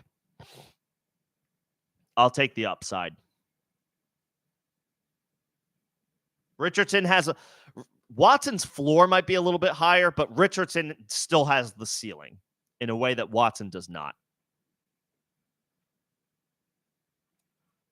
It's not great, but I'll between Richardson and Watson, I'll take a shot on the guy that I drafted to be a top 5 quarterback, and that's Richardson.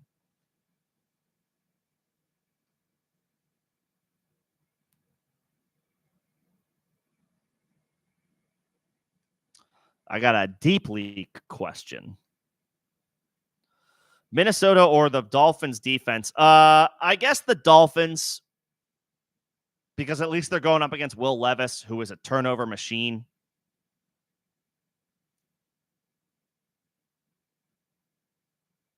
The Vikings are their defense looks awesome right now.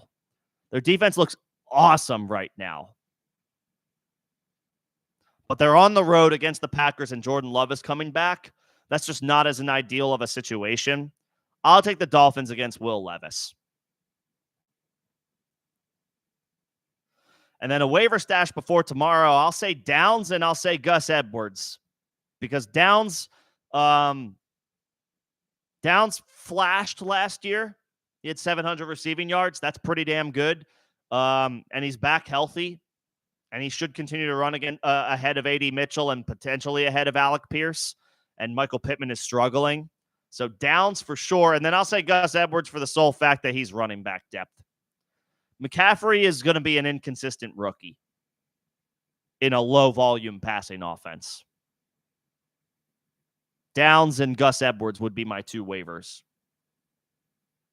McCaffrey would be third. And then I would play the Dolphins defense.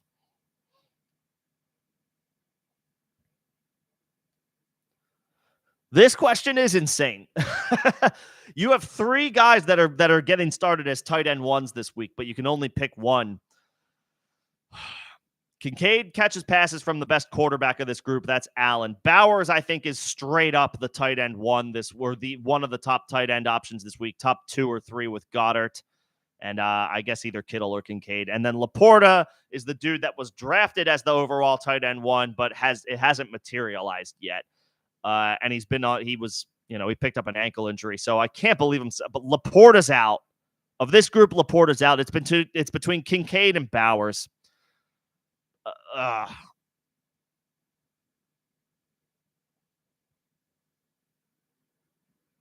Bowers is probably where I would go here. Kincaid makes it tricky because he catches passes from the best quarterback or the second best quarterback in the NFL. Josh Allen is the second best quarterback in the NFL right now, by the way. You have to continue to give that to Mahomes. From a fantasy perspective, Allen is undisputed QB1, and he's playing like the best quarterback in the league right now. I won't outright say he's the best quarterback in the league, but Josh Allen right now is playing like the best quarterback in the league. He isn't that, but he's playing like it, if that makes sense. So from that perspective, you like the pass catching options that are attached to that, and Kincaid is attached to that.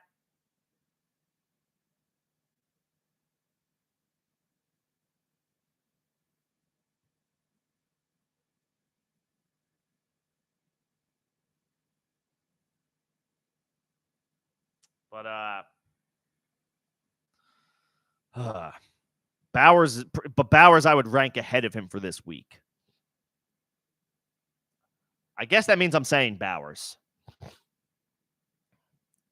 Is this a dynasty league, or is this a league that is like tight end premium? How do you have all three of these dudes?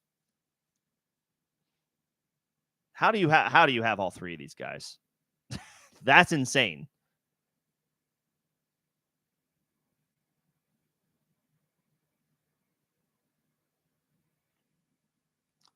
But I guess I would play Bowers. Trade one of those guys. Trade two of those guys for some running back or wide receiver help.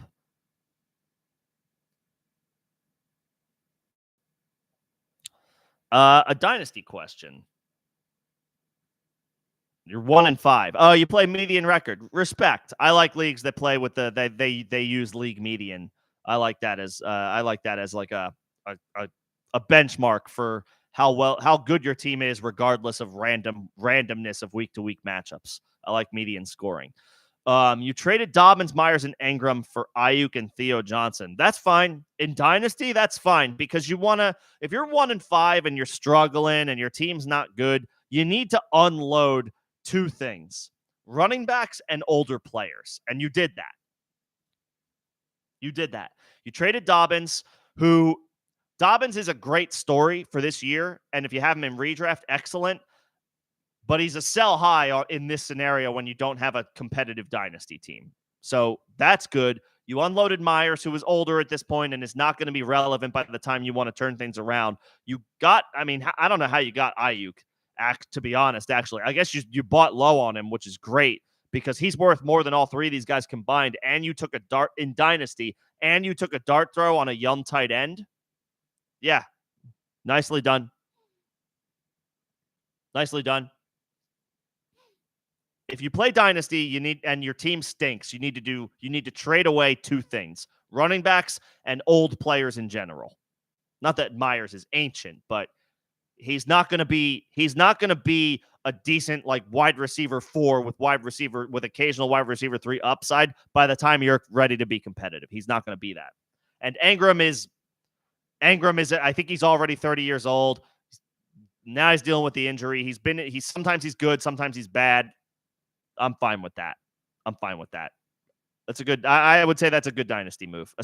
Just getting Ayuk alone for those pieces in dynasty is worth it. Nicely done.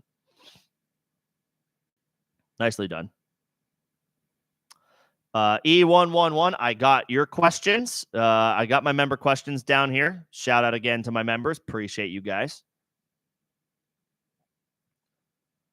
Would I start Moss or Hubbard? I mean, I'll just take the dude in the better offense. I'll take Moss. Chuba, this is Chuba's potential. Like, we could be running out of time with Chuba because Jonathan Brooks is on the way back. He exploded against the Raiders last week.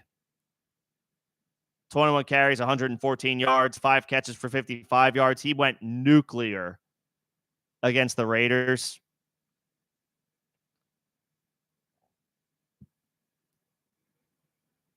I don't know if he's going to do that against Cincinnati. The Bengals do have a soft run defense by the numbers, but Carolina has a slightly worse run defense by the numbers. I'll take the guy in the offense attached to Joe Burrow. I'll take Moss. It's close, but I'll take Moss.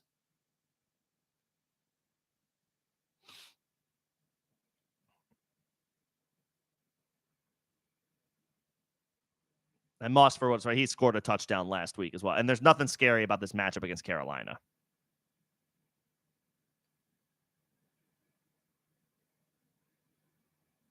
Yeah, they're very similar. I just don't and Chuba's in a good spot. It's a good matchup by the numbers. I just don't think he's going to have a 150-yard plus game and a touchdown. If he does, I'll eat my words. But I would bank on Moss attached to Joe Burrow. Give me the guy next to the better quarterback.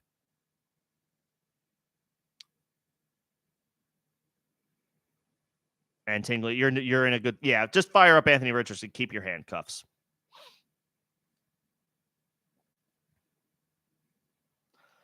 Do you trade Justin Jefferson and David Montgomery for Amon-Ra and Marvin Harrison? No, I wouldn't. I mean, I don't know what the rest of your team looks like. I don't know how strong your running back depth is, but no. No, I wouldn't. Dave Montgomery is off to a great start, and you would have to trade. I mean, I know Justin Jefferson picked up an injury the other week. It wasn't enough to hold him out. He still looks like the best receiver in football. Or a top 2 at worst. For Amon-Ra, who, obviously Amon-Ra is a top 10 receiver, and Marvin Harrison Jr., we have a lot, he's been really good the past couple of weeks. We expect him to continue to be good this week against a very beatable Washington defense. But without knowing the rest of your running backs, my answer is no.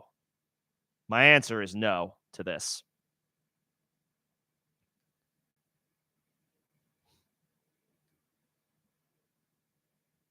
I don't want to trade running back depth without getting any back, unless if you have Brees or Bijan and you have Achane and you drafted either Kamara or James Conner and you got Jordan Mason off waivers, like if that's your running back room and you want to trade Montgomery, like, okay, fine. And you could really use wide receiver help and this is how you get it. Like, all right, fine. But otherwise, no, I don't want to trade the best receiver and the Lions goal line and red zone running back.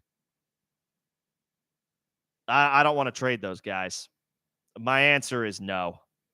My answer is no to that.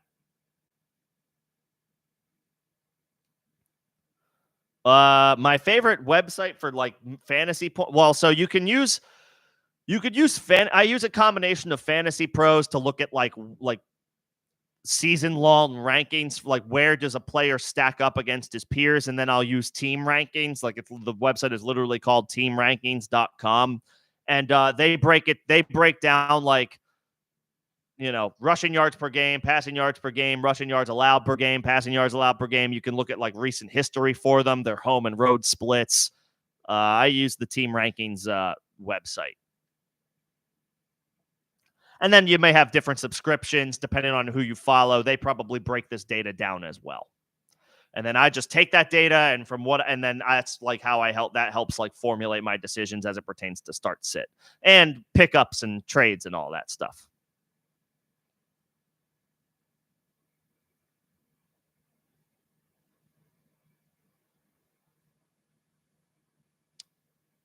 I think I got this question. I did already. Watson or Richardson. I'm going Richardson over Watson. I got that question already.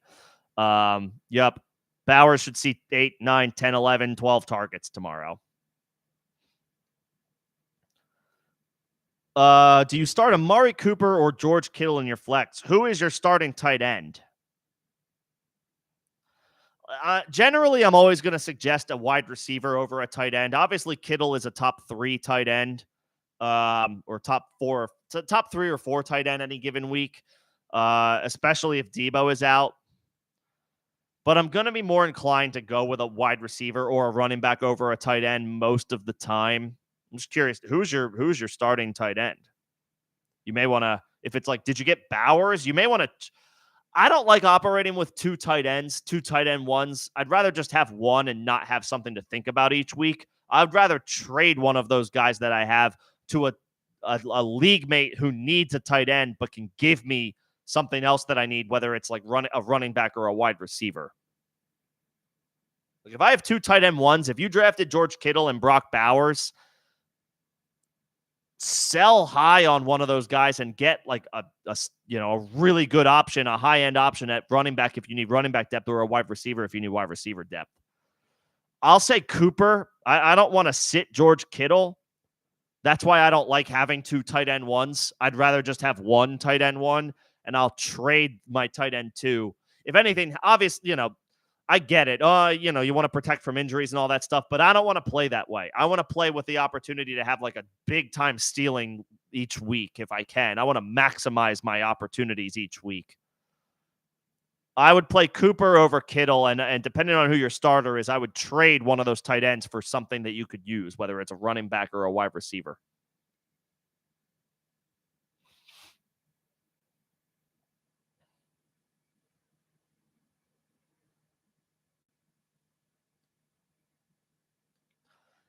Achane, Akers, or Bucky Irving. I think we have to go.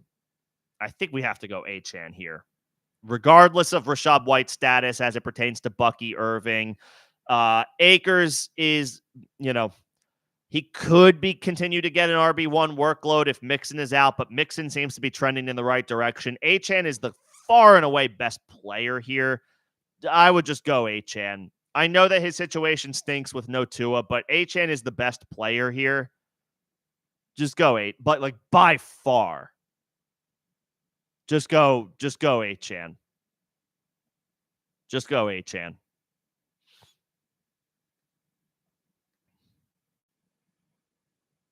His situation stinks, but he is the best player of these 3 backs, and it's not close. Just go Achane.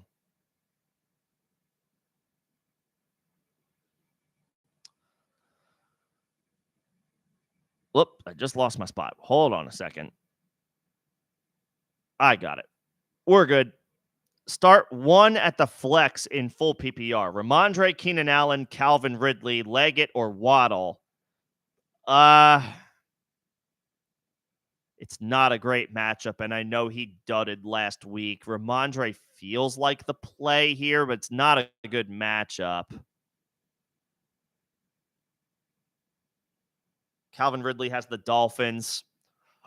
Ridley could go for 2 touchdowns, or he could catch 1 ball for 5 yards. He's like very up and down. He's talented, but that offense holds him back. I don't want to start the rookie. I don't want to start the unproven rookie, and I don't want to start Waddle in a really bad situation. It's between Ramondre, Keenan Allen, or Calvin Ridley. And Allen gives me some pause in his first game back after missing the past 2 weeks. I will say Ramondre is your floor play, and Calvin Ridley is your boom bust play. If you think you can play it safe based on your matchup, I would play Ramondre. If you feel like you are an underdog and you need to be aggressive, then I would consider playing Calvin Ridley, because if he gets a 0 and you get, if you lose by 25 points because you're just playing a better opponent and Ridley gets 5 points, then, and Ramondre gets 10, then it doesn't matter. A lot, then you did like a 5-point swing, a loss is a loss regardless. If you need to be aggressive and you need to swing for that big play, I think that's Calvin Ridley. If you think you can play it safe, if it's an even matchup on paper, or maybe you're the favorite and you're feeling good going into this matchup, then maybe play Ramondre. If you think you need to be aggressive, then maybe consider Ridley.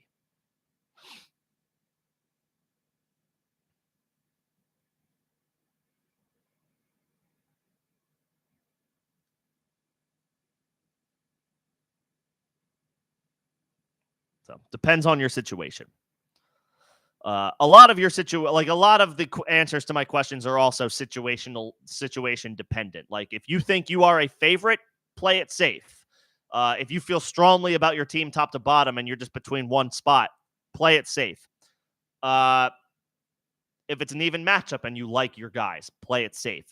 If you think you're an underdog, or if you just generally think you need to be aggressive, maybe you like your squad, but it's like my team is good, but also my opponent is good, and you feel like you need to be aggressive. It all depends. Ramondre, if you think you can play it safe. Ridley, if you think you need to be aggressive. Falcons, Saints, Titans, or Bears defense. The Titans are probably the best spot here. I don't love that Will Levis could put them in bad situations because he's a turnover machine, but going up against Tyler Huntley is super enticing. The Bears are they on the road against the Rams, or are they at home against the Rams?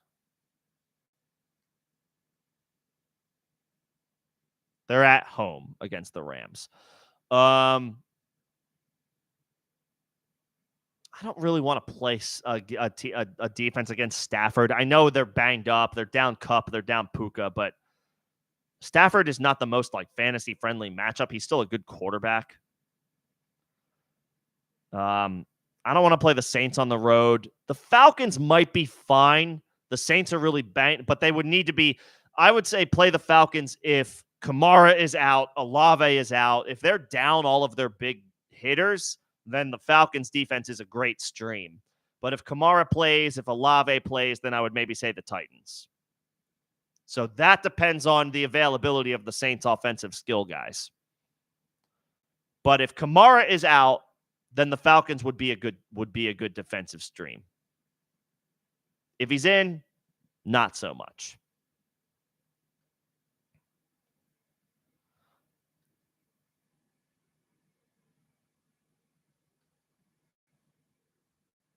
The 49ers or the Jets defense, both good spots, both good options, but the 49ers are the answer for me here. They are playing at home against the New England Patriots. That offense feels pretty beatable. The Broncos offense is beatable as well, but the 49ers, I think, are the better overall team. I think I just feel better about them.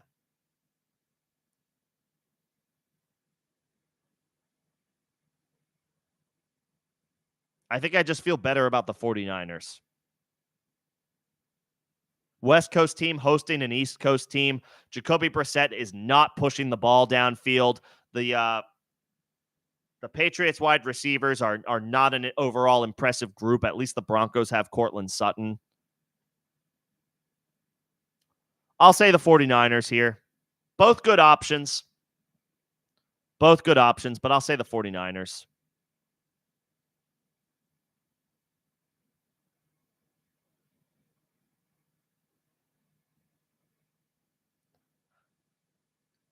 I'm not sure what this was in response to about Josivas. Yes, Josivas is killing it in the touchdown department, but I would be curious to see if that trend remains as T. Higgins gets more up to speed. But yeah, Jozivac is on the streaming radar again in deeper leagues as well, for sure.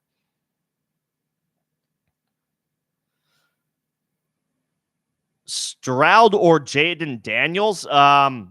That's not even a question. Jaden Daniels is a top 2 or 3 start this week. I like Stroud to bounce back against the Jacksonville Jaguars, but Jaden Daniels against Arizona, very beatable matchup on defense, and he's just playing out of his mind right now. Whereas Stroud has not been, I think Stroud has a good game tomorrow, but he hasn't been great this year. Jaden Daniels has been great.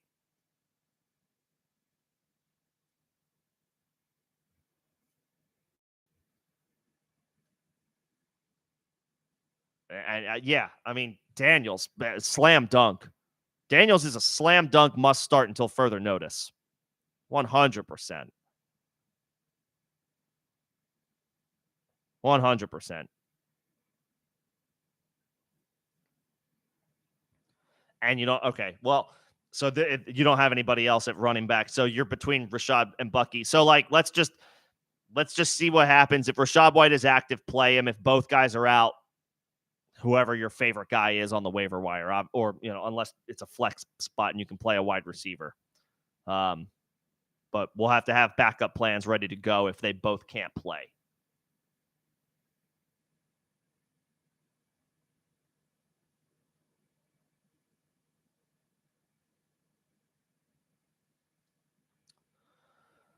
Do you trade Olave for Mixon? So I need to, like, are you strong?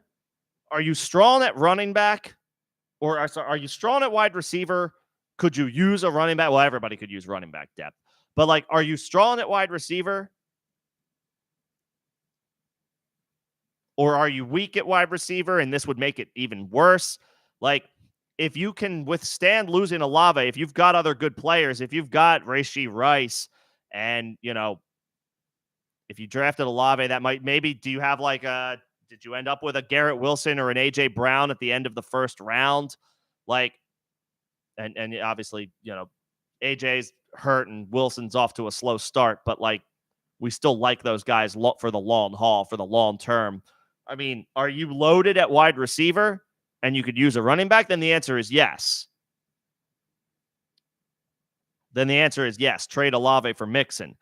If you're thin at wide receiver, then this would give me some pause. It depends on the strength of your team. Always trade from a position of, am I trading from a position of strength and improving something that is not as strong? Like, if I'm stout at wide receiver but could use a running back and I can get Joe Mixon for Olave, then yeah, I probably want to do that. Make your team better. That's pretty much which I know sounds simple. But if you can trade from a position of strength and strengthen something that previously was not as good, then yeah, that you want to do that. You want to do that. But if you're thin at receiver, don't trade Olave. Would I trade Jonathan Taylor and Rashid Shaheed for Breece Hall? Absolutely not. No chance, no shot, not at all. That's too much. That's too much.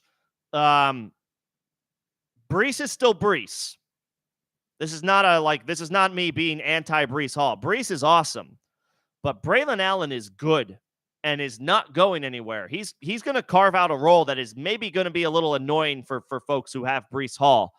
Taylor, Trey Sermon is not as intriguing. He's the backup for the Colts. He's not as intriguing as Braylon Allen is for the Jets. It's Taylor's backfield definitively. And you would have to give up Rashid Shaheed, who is a solid player? No way. I am not doing that. If you're acquiring Taylor and Shaheed and giving up Breece Hall, then yes, do the deal. But if you have to trade Jonathan Taylor and Shaheed to get Breece Hall, I do not want to do that trade at all. I want the Taylor Shaheed side by a mile. And I like Breece Hall. Breece Hall's a stud. He should continue to be good. But Taylor is more of a bell cow right now than Breece Hall is. And Shaheed is really good wide receiver depth. So, yeah. If I'm acquiring Brees in that trade, hard no. If I'm acquiring Taylor and Shaheed, smash accept.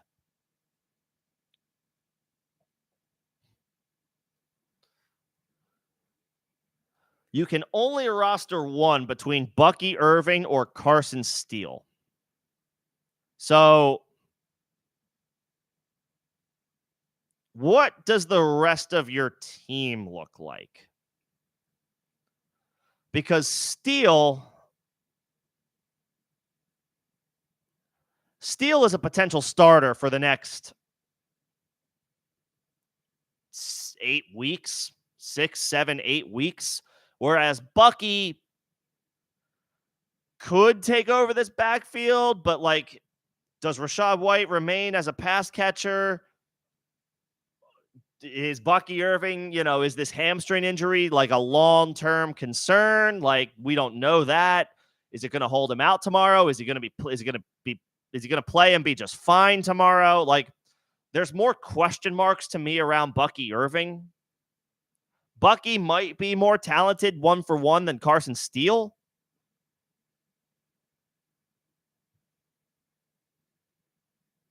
But Steele feels like he's in the better opportunity right now.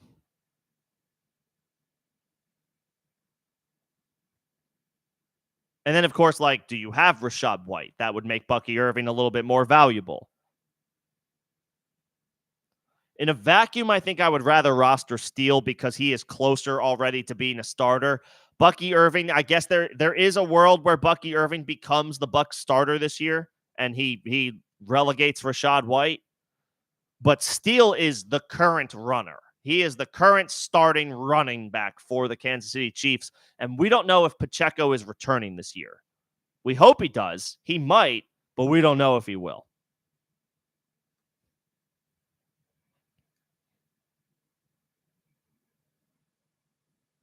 He had successful surgery, still expected to return in 6 to 8 weeks. Andy Reid, I think a couple weeks ago, I feel like Pacheco could be out for the year. Maybe that's not the case.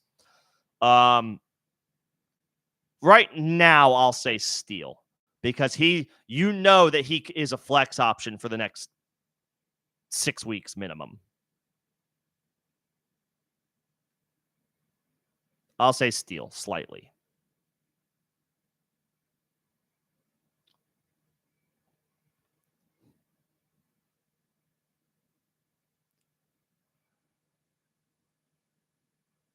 And then stream Kmet or Conklin.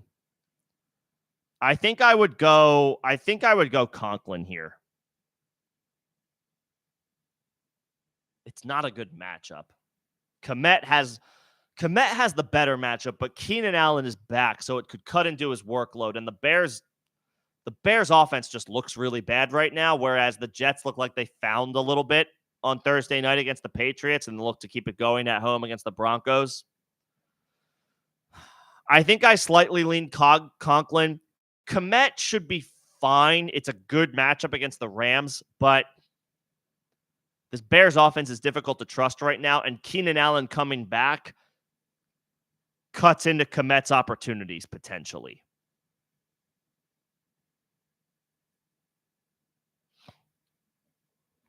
I think I slightly lean Conklin. They're close, but I slightly lean Conklin. Kmet should be fine, but I have a couple more questions about him this week than I do Conklin. Does Keenan Allen's return affect Kmet? Do the Bears still like being really bad on offensive? I know it didn't hurt Kmet last week, but it could hurt him this week.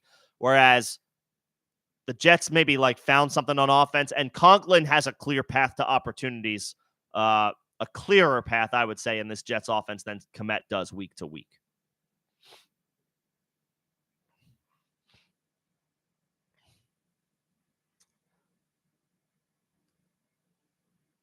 So slightly Conklin over Kmet, slightly. And then would I take this trade? You get Jacobs, Chase, and Brooks. You give up Tyreek, who is without Tua. You give up Pacheco and Steele. Pacheco's out for the next 6 weeks. And you give up Charbonnet, who goes back to being a backup running back for Chase, Jacobs, and Brooks? Is your trade partner drunk? Like, I mean, yes, you take this deal. I don't know if your league votes on vetoes, but I wouldn't be surprised if this got vetoed. That's a full fleece on your part. Why would I don't know. I mean, it's not my league. It's not, it's not my league, and I'm not the one making the trade. But like, if I was receiving the Tyreek Hill side, I would. I'm not trying to be rude here. Maybe if somebody's new, or maybe they're just like, maybe they have their reasons for liking the trade. That is a lopsided return. Yeah, full send is right. Like, I don't know if your league votes on vetoes, but like, if they I don't know if they vote on these trade, or like if anybody would try to veto that trade, but like, that is a full-fledged fleece. I get that Tyreek Hill is still Tyreek Hill, but as long as Tua is on IR, and we don't know if Tua is coming back this year, Tyreek Hill's ceiling is gone for the moment. Whereas Chase is still a bona fide wide receiver 1. Jacobs is a volume RB2. He'll be up and down, but like, you can rely on him. And Brooks is coming back soon. Jonathan Brooks is coming. Like, we got great news on Jonathan Brooks earlier this week, that he's in the final stages in his return to play. And the Panthers offense got a boost with Andy Dalton. They drafted Brooks in the second round. Chuba Hubbard is a nice player, but you don't draft Jonathan Brooks in the second round coming off an ACL and not play him. You got to see what you have. NFL teams don't wait on players. Oh, this rookie. This is more of like an NBA or an MLB or an NHL thing, where it's like, oh, we drafted this young guy and he was hurt, so we're gonna bring him along slow.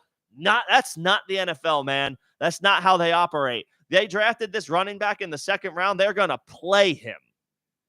He is good at, like, maybe he's not like maybe he doesn't get 70% of the opportunities. Maybe the way they ease him in is he's a part of a committee with Chuba Hubbard, but he would be the 1A. He would be the 1A. That trade is insane. I would have questions about it if I was in that league, and not, and again, I am a big proponent of like, mind your own business if you're not a part of a trade.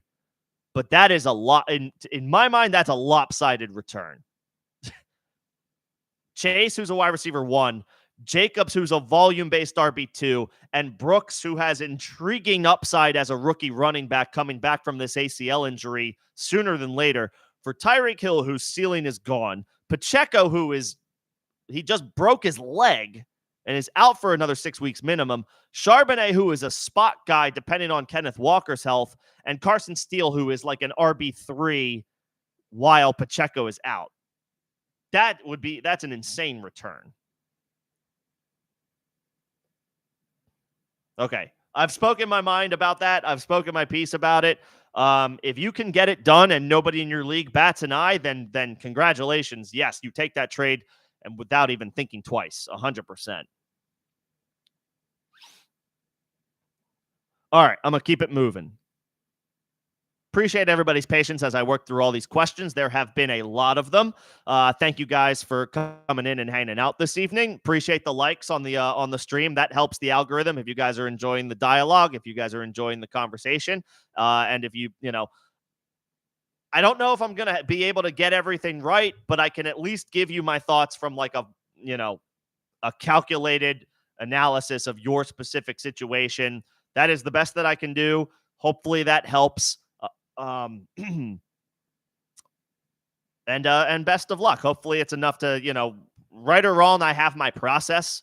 Hopefully it's enough to get you guys over the hump tomorrow with these decisions. But I'll, at the very least, whether you will get the most authentic answer that I can give you. So appreciate your patience as I work through these questions. And hopefully y'all get some wins. Hopefully you can all come back to my Tuesday waiver wire stream, 6 p.m. Eastern, and you can talk to me about your win this past week. Or this coming week. That's the goal.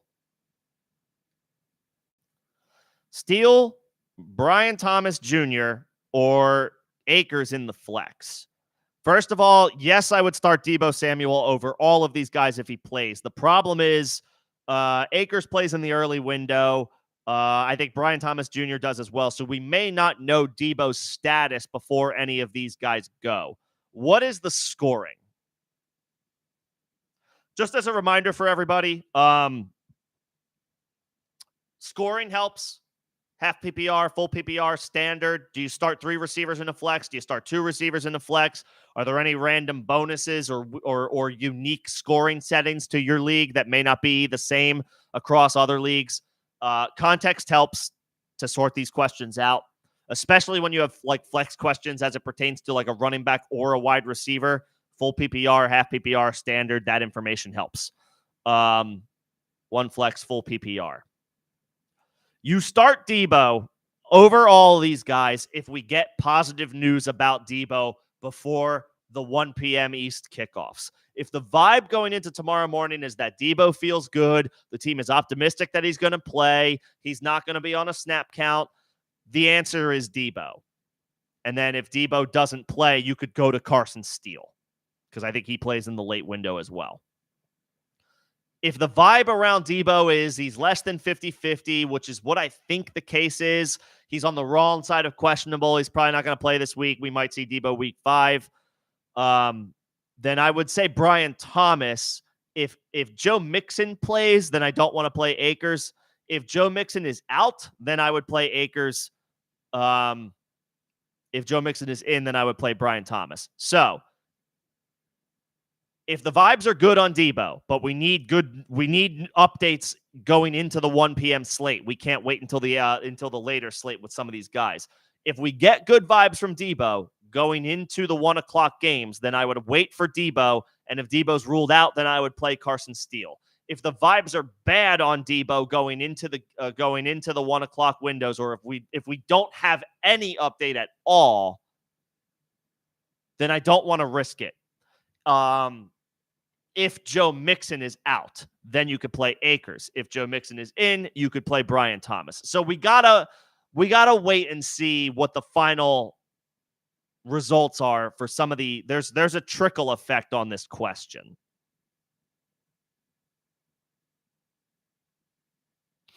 There's a trickle effect on this question. So let's see how things develop tomorrow. If Mixon is in, that eliminates Akers. If Mixon is out, that makes Akers an interesting play as long as Debo, if the vibes are not good on Debo. So we got to see. So let's be nimble. Let's be available tomorrow. And let's move based on the reports that we get and when we get them. As far as Darnold versus Fields, this is an easy one. This is way more straightforward. We're going with the guy with rushing upside in a great matchup, and that's Justin Fields. Darnold has been awesome, but he's on the road against the Packers, and I don't like that as much. Fields is on the road against the Colts, who are giving up the most rushing yards per game right now through 3 weeks, and there's nothing scary about the matchup, and Fields will run. Fields, definitively over Darnold, 100%. Anthony Richardson or Geno Smith this week. If you already have both rostered, then I don't mind trying Geno, even though it's not a good matchup on the road. I get Anthony Richardson bottomed out last week, and he's in a brutal matchup against the Pittsburgh Steelers at home. So neither of these guys are in good matchups. Richardson being at home is a little bit of a neutralizer, makes things a little bit more palatable. I would say if you are a favorite or you've got a really good team and you feel good about your chances,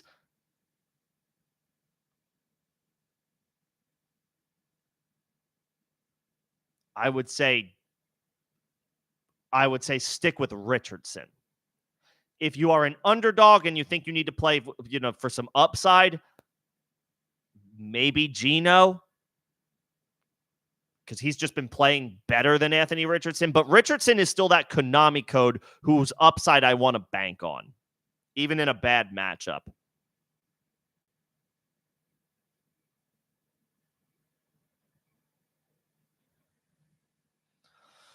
I'll say,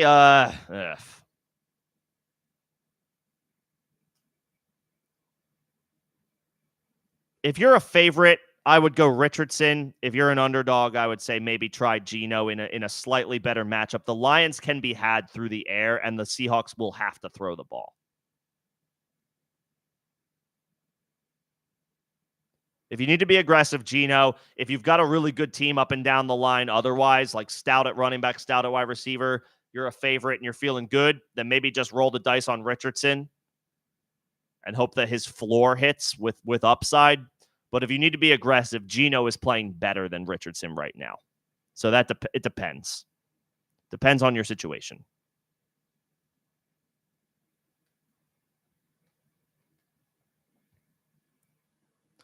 Would I start Jaden Daniels, or Jalen Hurts? I can't believe this is where we're here with Jalen Hurts, but we're starting Jaden Daniels. He is a top 2 or 3 play this week. Hurts is more of like I would say top 6 or 7 or 8 play this week. He's down A.J. Brown and Devontae Smith. It's a tough spot. And he might be without Lane Johnson. Lane Johnson was in concussion protocol this week as well. He might still play, but A.J. and Devontae are both out for Hurts. Daniels is in a I would say a better spot against Arizona.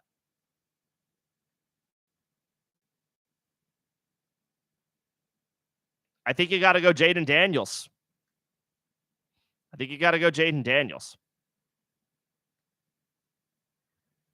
got to ride the wave. Ride the wave. He is on fire right now. I would ride the wave.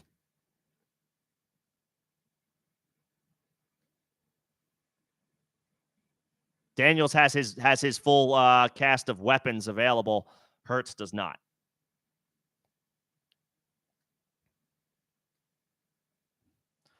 Okay. Currently 1 and 2. Wilson, Pickens, Shakir. Let me see. This is a trade question. You have an offer of Taylor and Deontay for Wilson and Pollard. Is this you would get Jonathan Taylor and Deontay Johnson for Garrett Wilson and Tony Pollard? That's the trade. Pull the trigger. Pull the trigger. That's a massive upgrade going from Tony Pollard to Jonathan Taylor. It is a downgrade going from Garrett Wilson to Deontay Johnson, but not nearly as steep as an upgrade going from Pollard to Taylor. Pull the trigger. You still have Pickens. You still have Shakir. You're getting Deontay. And you're gonna rock with Taylor, Kamara, and Aaron Jones as your backfield. Like, that's a huge upgrade going from Pollard to Taylor. And you still get Deontay back, who has a boost now from Andy Dalton taking over as the quarterback.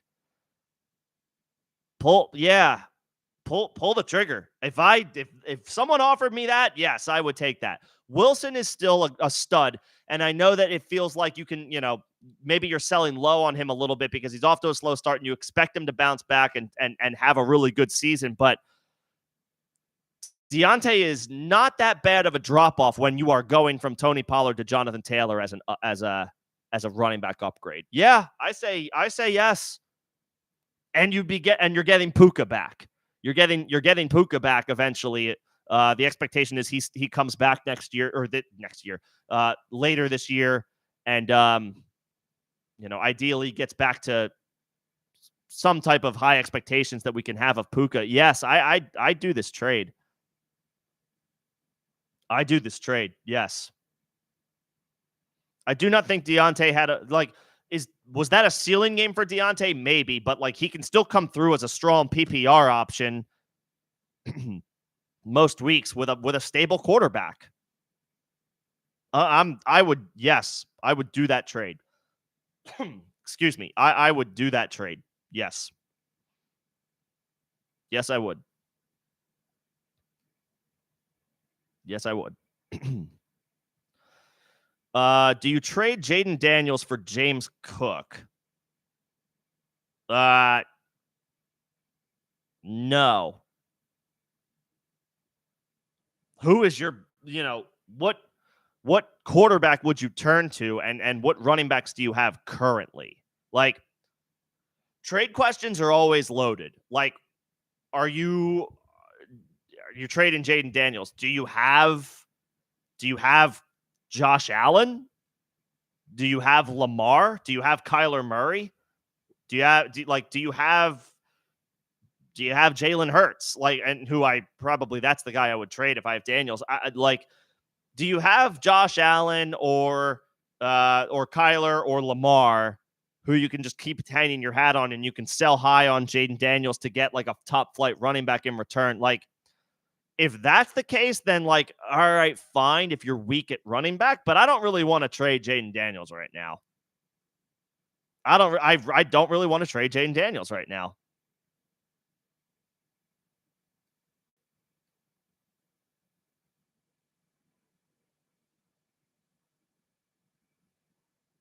Yeah, I'm not into that. Unless you have another stud option at quarterback, and you could really use the running back help. You have Jacob Steele, Rashad White. No, so I would look to upgrade. Like, you could use an upgrade at running back, but if Daniels is your only quarterback, then no, don't try to. I wouldn't let me try to go get Anthony Richardson after I trade Jaden Daniels. Like, no, just keep Jaden Daniels. Trade a wide receiver for a depth running back. Or if you have two good tight ends, trade one of those tight ends for a running back. Just keep Jaden Daniels and play him until the wheels come off. I would not trade Jaden Daniels and then maybe turn around and try to acquire Anthony Richardson. You have the quarterback you want. I would just keep Jaden Daniels. He's playing too well right now to sell. Like, if you need a running back, like, it's like, I'll trade Jaden. I would ask for the moon. I would ask for Taylor. I would ask for Gibbs. I would ask for and I know James Cook is playing really well, but the threat remains of Josh Allen vulturing touchdowns later in this. Cook is on a touchdown scoring streak recently, but touchdowns are random. I don't know if that's going to keep up. I would keep Daniels. I would keep Daniels and find another way to upgrade at running back, but like with a wide receiver, or potentially if you have two good tight ends, trade one of them. If you have some good 3, 4, 5 good wide receivers, trade one of them for an RB2. I would not trade Jaden Daniels. Vikings or Packers defense. The Vikings have been the better unit this year, but I do worry. Defenses on the road that aren't in obvious advantageous situations make me nervous. So I would say the Packers, because they're the home team. And Jordan Love is back. That should stabilize the whole operation. The Vikings are the better defense, but I will take the Packers at home. With Jordan Love returning, let's see how the Vikings do. The Vikings are off to a phenomenal start on defense. They look great. If they come through in this matchup on the road, then you can declare them bulletproof for the rest of the season. But I'll give the edge to the Packers at home.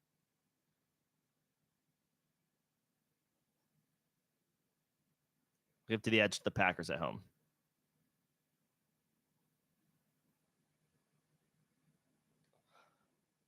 So this is another, who would take this? You're trading Brian Thomas and acquiring Kamara? I mean, of course, yes. If you can trade a wide receiver 3 for an RB1, I can't imagine you get is this how? How is somebody who has Kamara not asking for Metcalf or Godwin or friggin' both? Kamara's off to like a top 5 start at the position. Yeah, if you I can't imagine your league mates. I don't know if vetoes are a thing in your league. I'm not a fan of vetoes, but like this trade looks like it's lopsided. It almost looks like collusion level. And I'm not accusing anybody of anything. It's not my league, but like this is a fleece and a half. You're trading a wide receiver 3 for an RB1, and you're getting Gabe Davis in the trade for shits and giggles. Like, yes, you do the trade. I mean, That's insane. That's insane. Oh, it's Dynasty? That's different. Okay, I didn't know it was Dynasty. Or is it is it Dynasty? That's a little different. If it was redraft, then okay, fine. But if it's Dynasty, that changes things a little bit. Sorry. I didn't realize it wasn't redraft. If you're a win now team and you have Aaron Jones, James Conner, David Montgomery, DK Metcalf, Chris Godwin, Darnell Mooney, you do the trade. That's a win now roster. That's a win now team. That's built to win now. Brian Thomas helps you win later. Kamara helps you win now. Yes, he's on the injury report. He's banged up, but this is like, we're not expecting short-term, or we're not expecting long-term issues here. Maybe a short-term absence at worst for Kamara. Yes, you do that trade. You sacrifice the future for the right now with a team like that. You sacrifice the future for the right now. Yes. Trade Brian Thomas, who looks like a great dynasty asset, but for the future, Kamara is a win now piece, and that's a win now roster. So yes, do the deal. Do the deal. 2 running backs and 2 flex spots, so you can start Kamara and Aaron Jones and James Conner and David Montgomery. You can start all 4 of those guys. So yes, do the deal. Do the deal. So Conklin versus Strange. Strange caught a touchdown last week, but I think it was one of only 2 catches that he had. I would just rather, I think, roll with the guy catching passes from Aaron Rodgers as opposed to the guy catching passes from Trevor Lawrence and a sputtering Jags offense. I'll say Conklin for one more week. I'll say Conklin.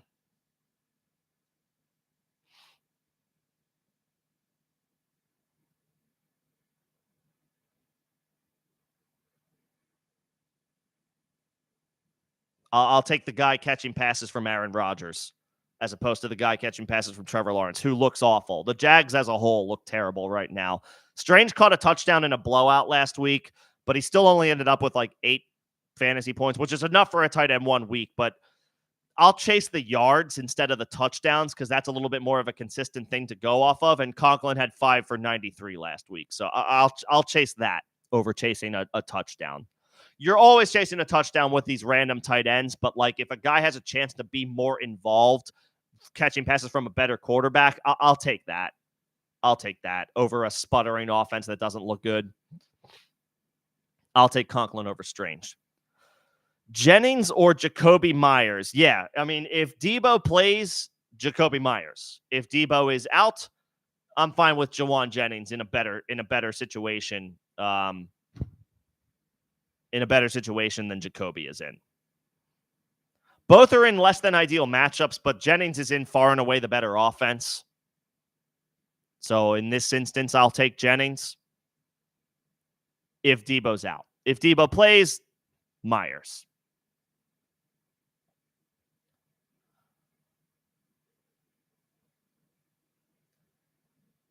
Yeah, that's kind of that one's kind of like you could just kind of wait and see because they both play in the late window, so you can just wait and see what happens with Debo. If he's in, Myers. If he's out, we can run back. We can go back to the well with Jennings again. 3 touchdowns, probably not, but like solid usage, decent chance to come through yet again without Debo. Yeah, that exists. 2 wide receivers to start. Deontay Johnson, Drake London, Brandon Ayuk, Tyreek Hill. Okay, so this is 10 team. So I'm not starting Myers or Shaheed in this instance. I would say it's Deontay and Drake London. Ayuk, I think Ayuk will be fine this week, but he has some proving to do. He had 10 targets last week, but he didn't do much with it. 5 for 48, I think. Not great. Deontay, as long as he plays, is a strong wide receiver too. And London is on a bit of a streak, having had good weeks back-to-back in weeks 2 and 3. He's at home. It's not a great matchup against Lattimore, but he should be fine.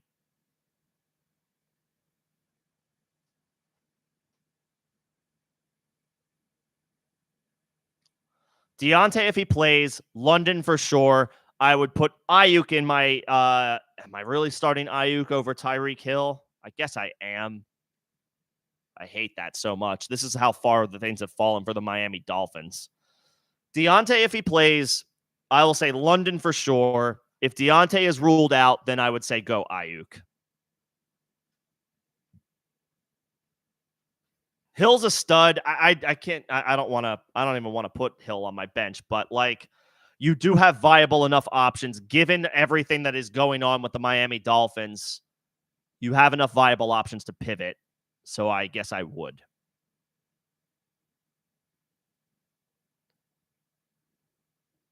We'll go Deontay. We'll go London. If Deontay is out, you can go Ayuk. Start 2. Charbonnet, Mixon, Montgomery, Rachaad White, and Akers. Montgomery for sure. Slam dunk. Not even a question. Montgomery's off to a great start. He's at home. Touchdowns in 3 straight games to kick off the season. Great offensive line. Montgomery for sure. I would go Mixon if he plays, and I would go Akers if Mixon is out. I don't trust Rachaad White right now, and he's on the injury report with an illness. Charbonnet goes back to being his team's RB2 with Walker back in the mix. So Charbonnet is out for me here. Rachaad White is out for me here. Montgomery is a slam dunk, and then whatever Houston running back starts. Mixon if he's in, Akers if Mixon is out. And then this is a loaded group of wide receivers. Well, you're starting Jefferson, you're starting Amon-Ra, you're starting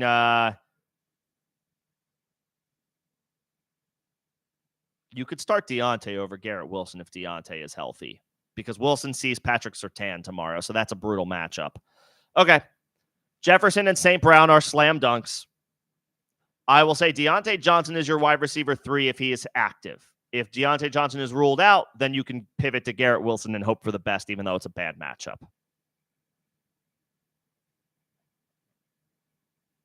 That's the move. Yeah. So Montgomery and the Houston starting running back for your start 2 running backs. Jefferson, St. Brown, Deontay for your 3 receivers. You can go to Wilson if Deontay is ruled out.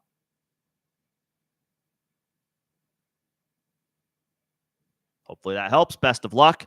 And yeah, again, just to wrap if you want, I don't think Deontay I don't think it was a fluke. I don't think he does it every week, but I think he's going to be consistent enough that where it's solid with Andy Dalton. I would make that Jonathan Taylor trade. I would 100% make that Jonathan Taylor trade. If Olave is out, do you flex Shaheed, Kirk, Walker, or Steele? If Olave is out, I would play Shaheed. I mean, it might be tough. It might be tough sledding because the Falcons could then key on him, but you figure he gets a little bit more volume. He just missed catching a touchdown last week. He goose-egged, but he did just miss catching a touchdown.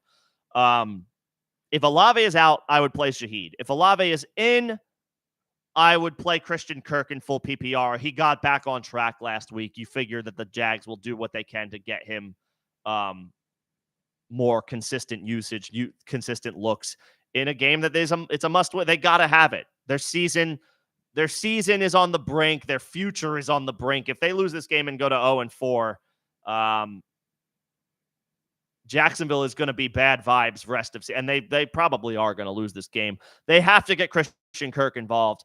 I will say Kirk if Olave plays. If Olave is out, I would go to Shaheed. So let's I guess of course let's wait and see what happens with Olave and go from there. Shaheed if Olave is out, Kirk if Olave plays.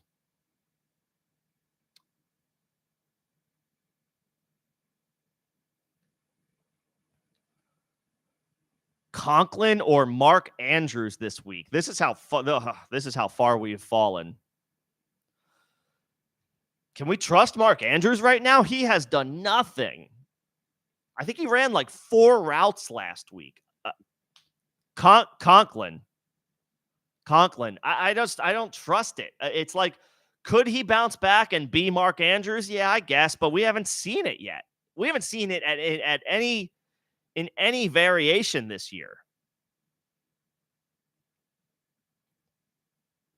Week 1, 2 catches for 14 yards. Week 2, he came back to life a little bit, 4 catches for 51 yards. But then last week, he had 1 target. He didn't catch it. He played 33% of the snaps. What the hell was that all about? I think better. He should bounce back, I guess, against the Bills. It's not a great matchup, but they're at home and Lamar's playing. Like, you still believe in the Ravens offense, but like we have nothing. We have so little to go off of with Mark Andrews right now. I can't believe that's where we're at.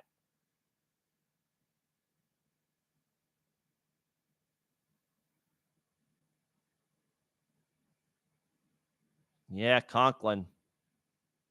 I can't believe this is where we're at.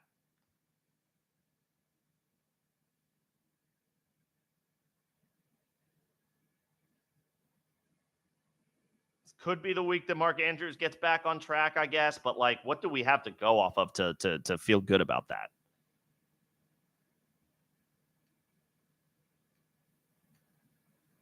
Not much. And I got the dynasty question. Appreciate the clarity there. Kirk, Pittman, Michael Wilson, or Quentin Johnston in full PPR. Quentin Johnston caught another touchdown last week, I think.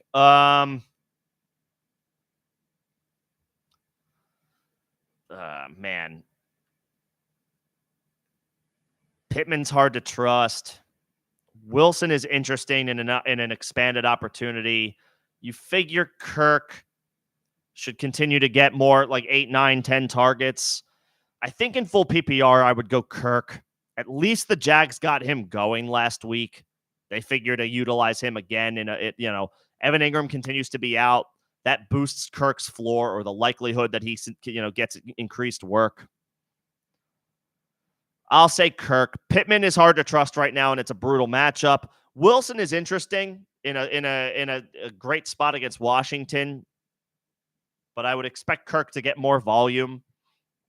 Quentin Johnston has had a nice couple of weeks.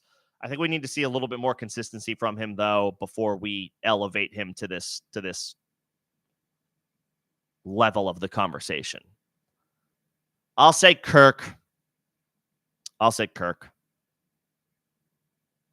And my answer about the tight ends remains the same. I'll say Conklin over Strange.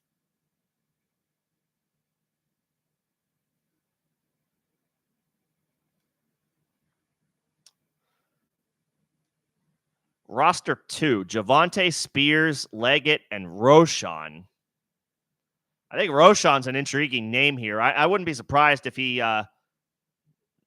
not just sees an expanded opportunity, but like he could outright take over this backfield. DeAndre Swift looks bad. I mean, the Bears' offense looks bad, but they may try to go in a different direction to shake things up. And if it works even mildly, then Roschon might be the 1A rest of season. He's going to have to earn it. He hasn't proven it yet, but there's upside there.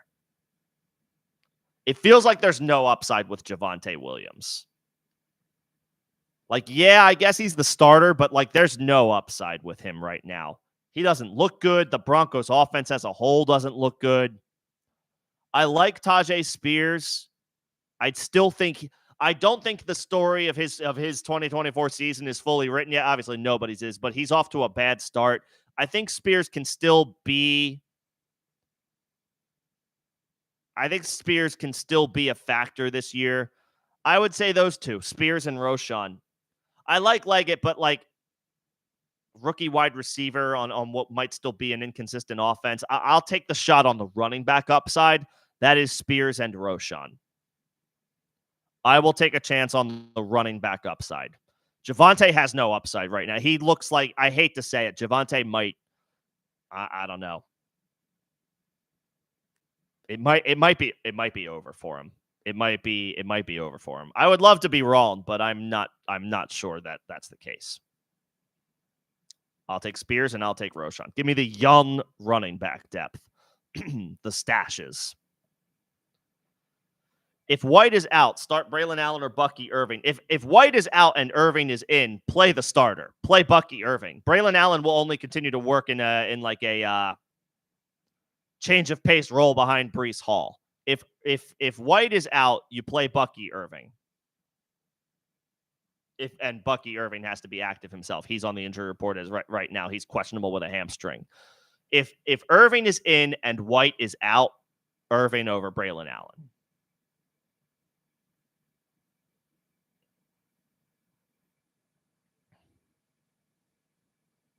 And if Olave does play, You have to. I think you have to play Olave. If you do, okay, so you do have Olave. Um, if Olave plays, I would play Olave over Kirk. I don't know what the vibe is right now on him. Friday hamstring injury freaking sucks, but I think we got to go with him if he plays. We got to go with him if he plays.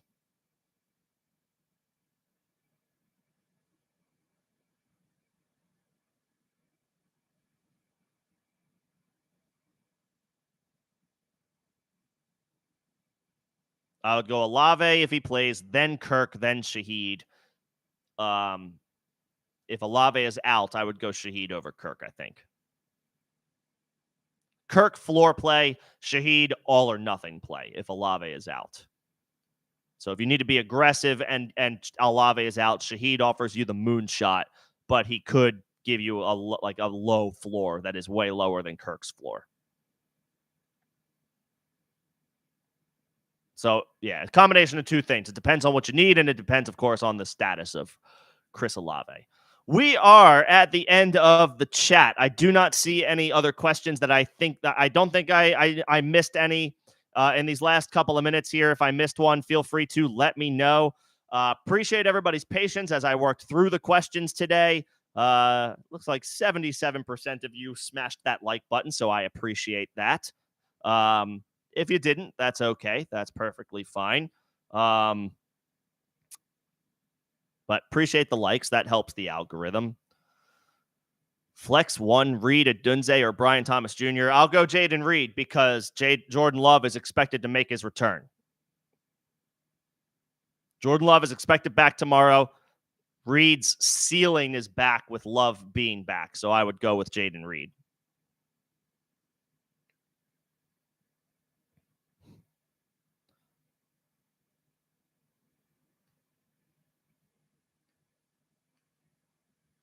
And just one more time, I will be live tomorrow, 11 a.m. Eastern, for anybody who needs some last-minute thoughts leading up to kickoff.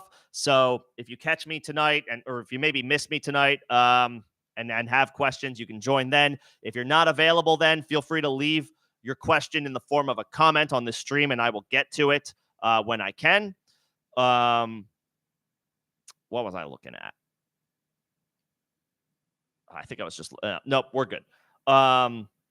Yeah, 11 a.m. Eastern. I'll be alive as close to kickoff as you guys need it. If you need any last-minute thoughts to run by me tomorrow. Can you trade Diggs, Stevenson, and Johnson for Nico Collins? That's an awful lot to give up. Deontay Johnson, Roshan Johnson, Tyler Johnson. Like, what's Johnson? That's a lot to give up. Nico's a baller, but that's a lot to give up. That's a lot to give up.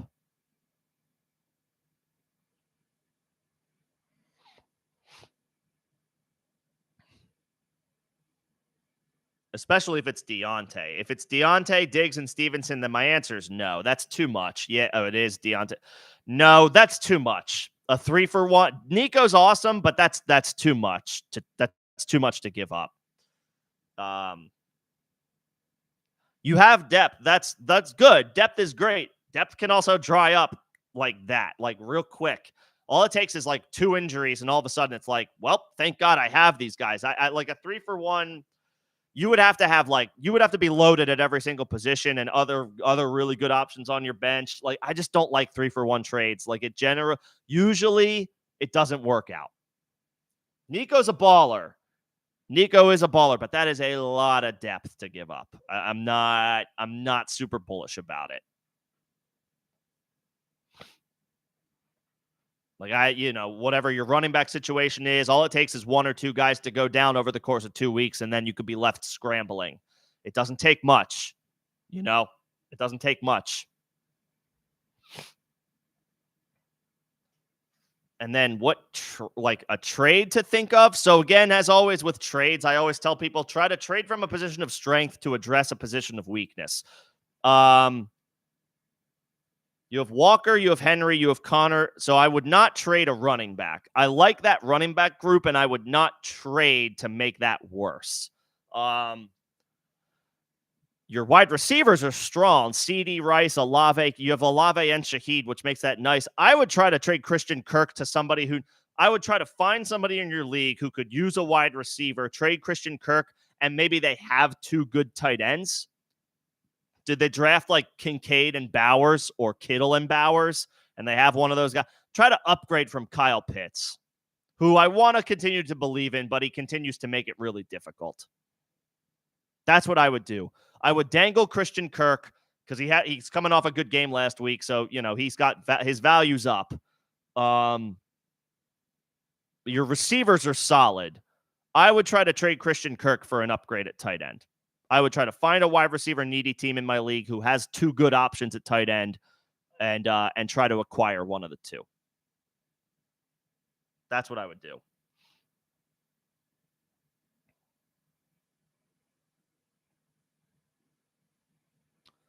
See, so like you have Chase, you have Rice. That's great. Waddle is kind of useless right now. You're loaded at running back. Saquon, Kamara, Jacobs. That's nice. Nick Chubb is is a huge question mark for this year. I don't know that I have a ton of confidence in him to come back. Yeah, I mean, you got a lot of that depth is either injured or their ceiling. In the case of Jalen Waddle, his ceiling is gone. And Kamara's banged up.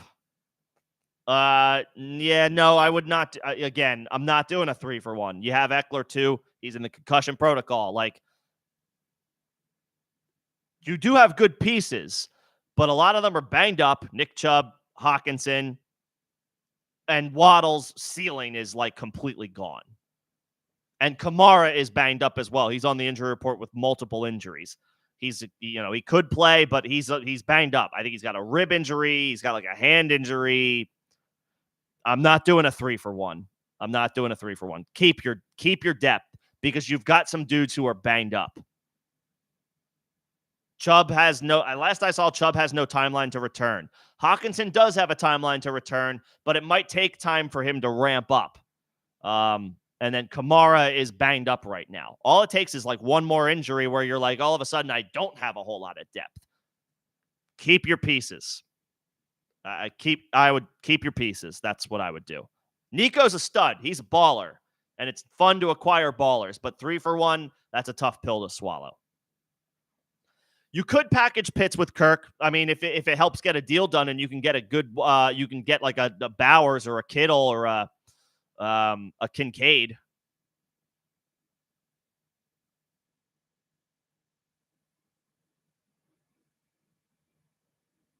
If you can get a top 3 or 4 tight end rest of season, which would be, Bowers, Kittle, Kincaid, I think, is still a good investment at tight end. You could try, like McBride will come back after this week if you can wait on him, if he's the guy that the player has or that a team has, something like that. I would be okay with.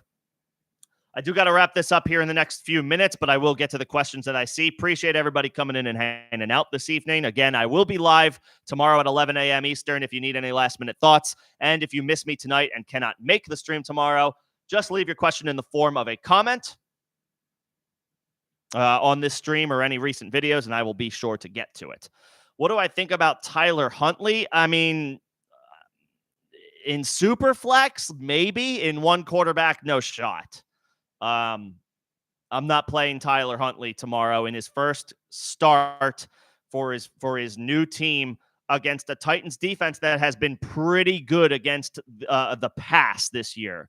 They're giving up bottom 5 production as far as passing yards allowed so far. So in Superflex, if you're hurting at quarterback, okay, fine.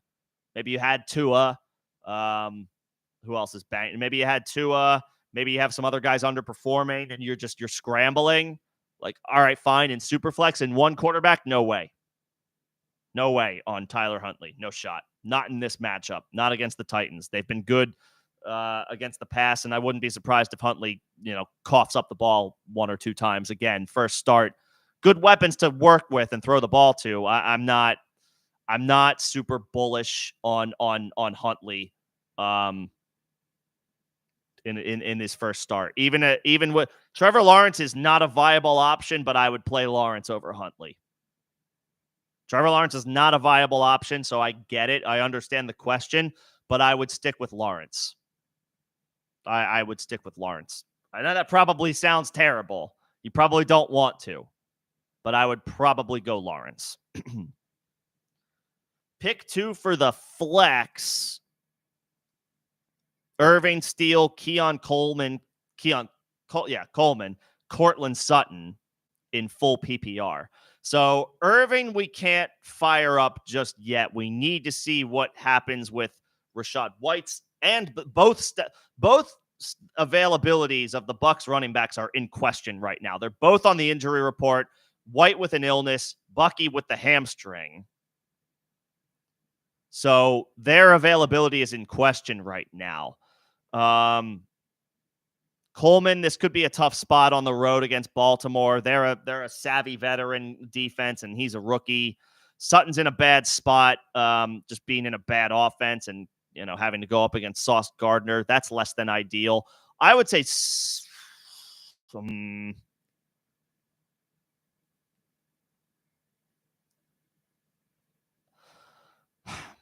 if Irving is in and White is out, I'll say Bucky, Irving, and in full PPR, I would take a shot, I guess, on Sutton, even in a less than ideal matchup.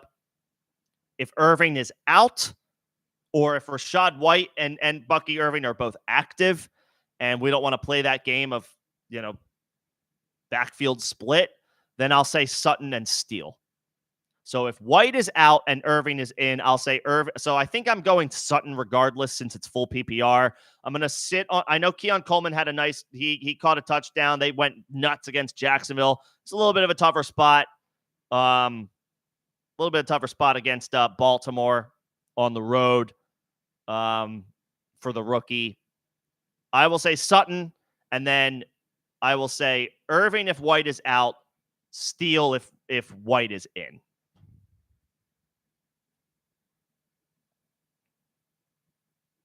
Depends on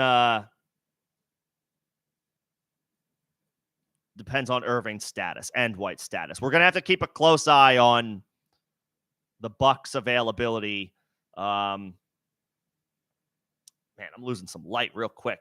I should have turned the lights on. I'm in like a bat cave right now.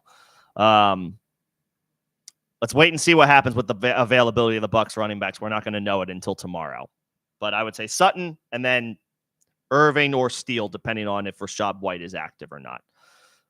Would I play Ayuk over Shaheed? Yes. Ayuk is more likely to be a constant mainstay for the 49ers offense. Shaheed is boom bust. He's all or nothing. Ayuk's been disappointing to start. Not totally surprising given how his offseason went. You figure that he shakes the rust off each week, each passing week. I'll go back to the well with Ayuk. Even if Debo plays, he might be limited. Kittle coming back probably actually helps Ayuk. Tough matchup against Christian Gonzalez, but Ayuk at home is a guy that you kind of have to just believe in. We drafted him to be a top 3 or 4 player for our team. When we drafted almost a month ago, I think you got to go Ayuk. Let's go back to Ayuk for one more week. Leggett or Waddle? I did get this earlier.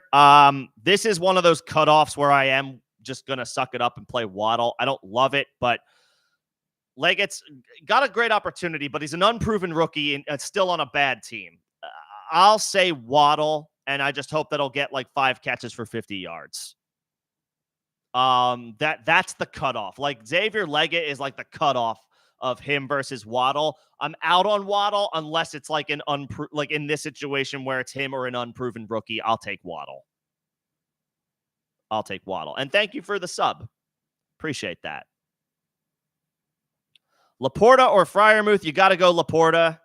I know Laporta hasn't been good, but Freiermuth, I will continue to say it. He's a good NFL player. He's a good football player. He is not a solid, reliable option for fantasy. Got to go back to the well with Laporta for one more week. We got to go back to the well with Laporta. It's been bad. I understand. But we drafted him tight end 1 overall, or no worse than tight end 2 or 3. And he's going to play. Let's fire up Laporta. Got to go back to the well with him.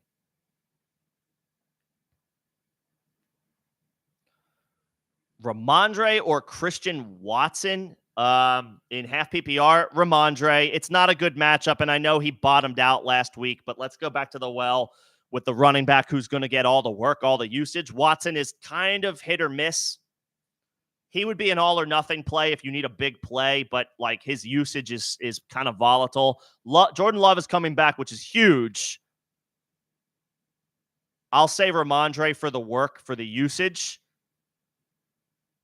You would need to be a pretty big underdog for me to say just take the shot on Christian Watson.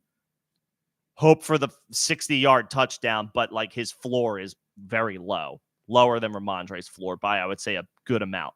Ramondre is going to score more than 0.5 points this week. I feel confident in that.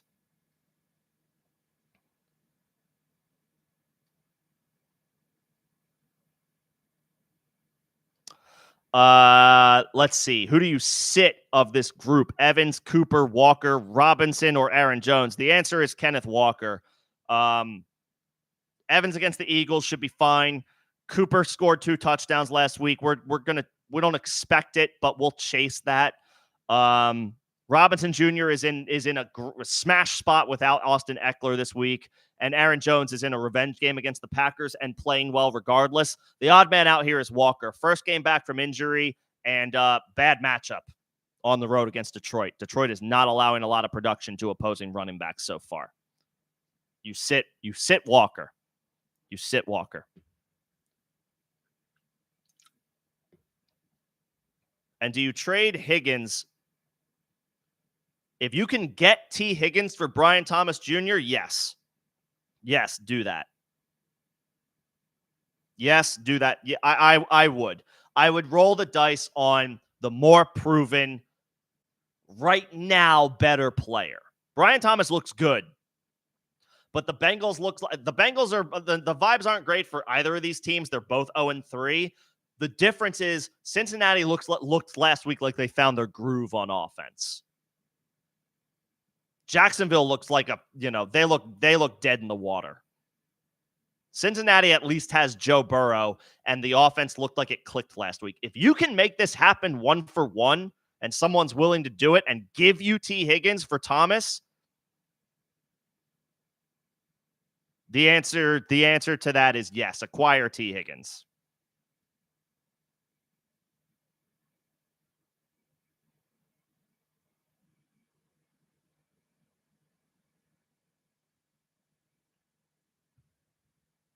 Acquire T. Higgins if you can for Brian Thomas. Yes.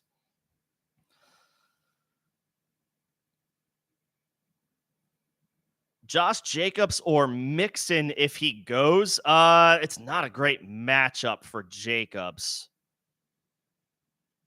But I would play Mixon. If Mixon is in, I would play Mixon.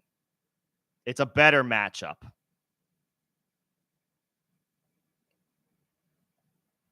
If Mixon is in, obviously if Mixon's out, then the decision is easy. But if Mixon is in, I would play Mixon. Real quick, I see that if you could get a team rating. Drop it quickly. I do have to wrap this up. Sorry if you're catching me late.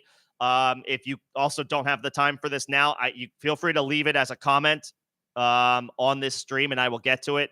Or you can bring it to me tomorrow, 11 a.m. Eastern. I'll be live for an hour and a half or so leading up to kickoff. Drop it quickly. I do have to wrap this up at the bottom of the hour. Appreciate everybody's patience as I work through these questions. But if you can do it quickly, drop it in and I can give you some thoughts. But generally speaking, if you're looking for some trades to do, I mean, whatever your position of strength is, if you're stout at running back, I don't love trading running back depth, but if you sorely need wide receiver, trade your RB3 or 4 to acquire a wide receiver too. Okay, there it is. Barkley, Nico, Rice, Kincaid, Jones, Tucker. Nah, I wouldn't. I mean, I don't think I would do anything here. Hurts, for all of his struggles, is still a top 6 or 7 quarterback, top 4 or 5 upside when he gets A.J. Brown and Devontae Smith back. Hall, Saquon, Aaron Jones is excellent running back depth, and you have Braylon Allen as a handcuff to Brees.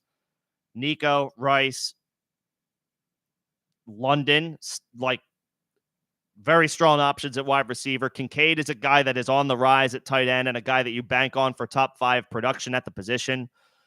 I mean, if anything, if Justin Tucker has a bad game against the Bills, I can't believe we're here, but you could look at just dropping Justin Tucker and streaming kickers.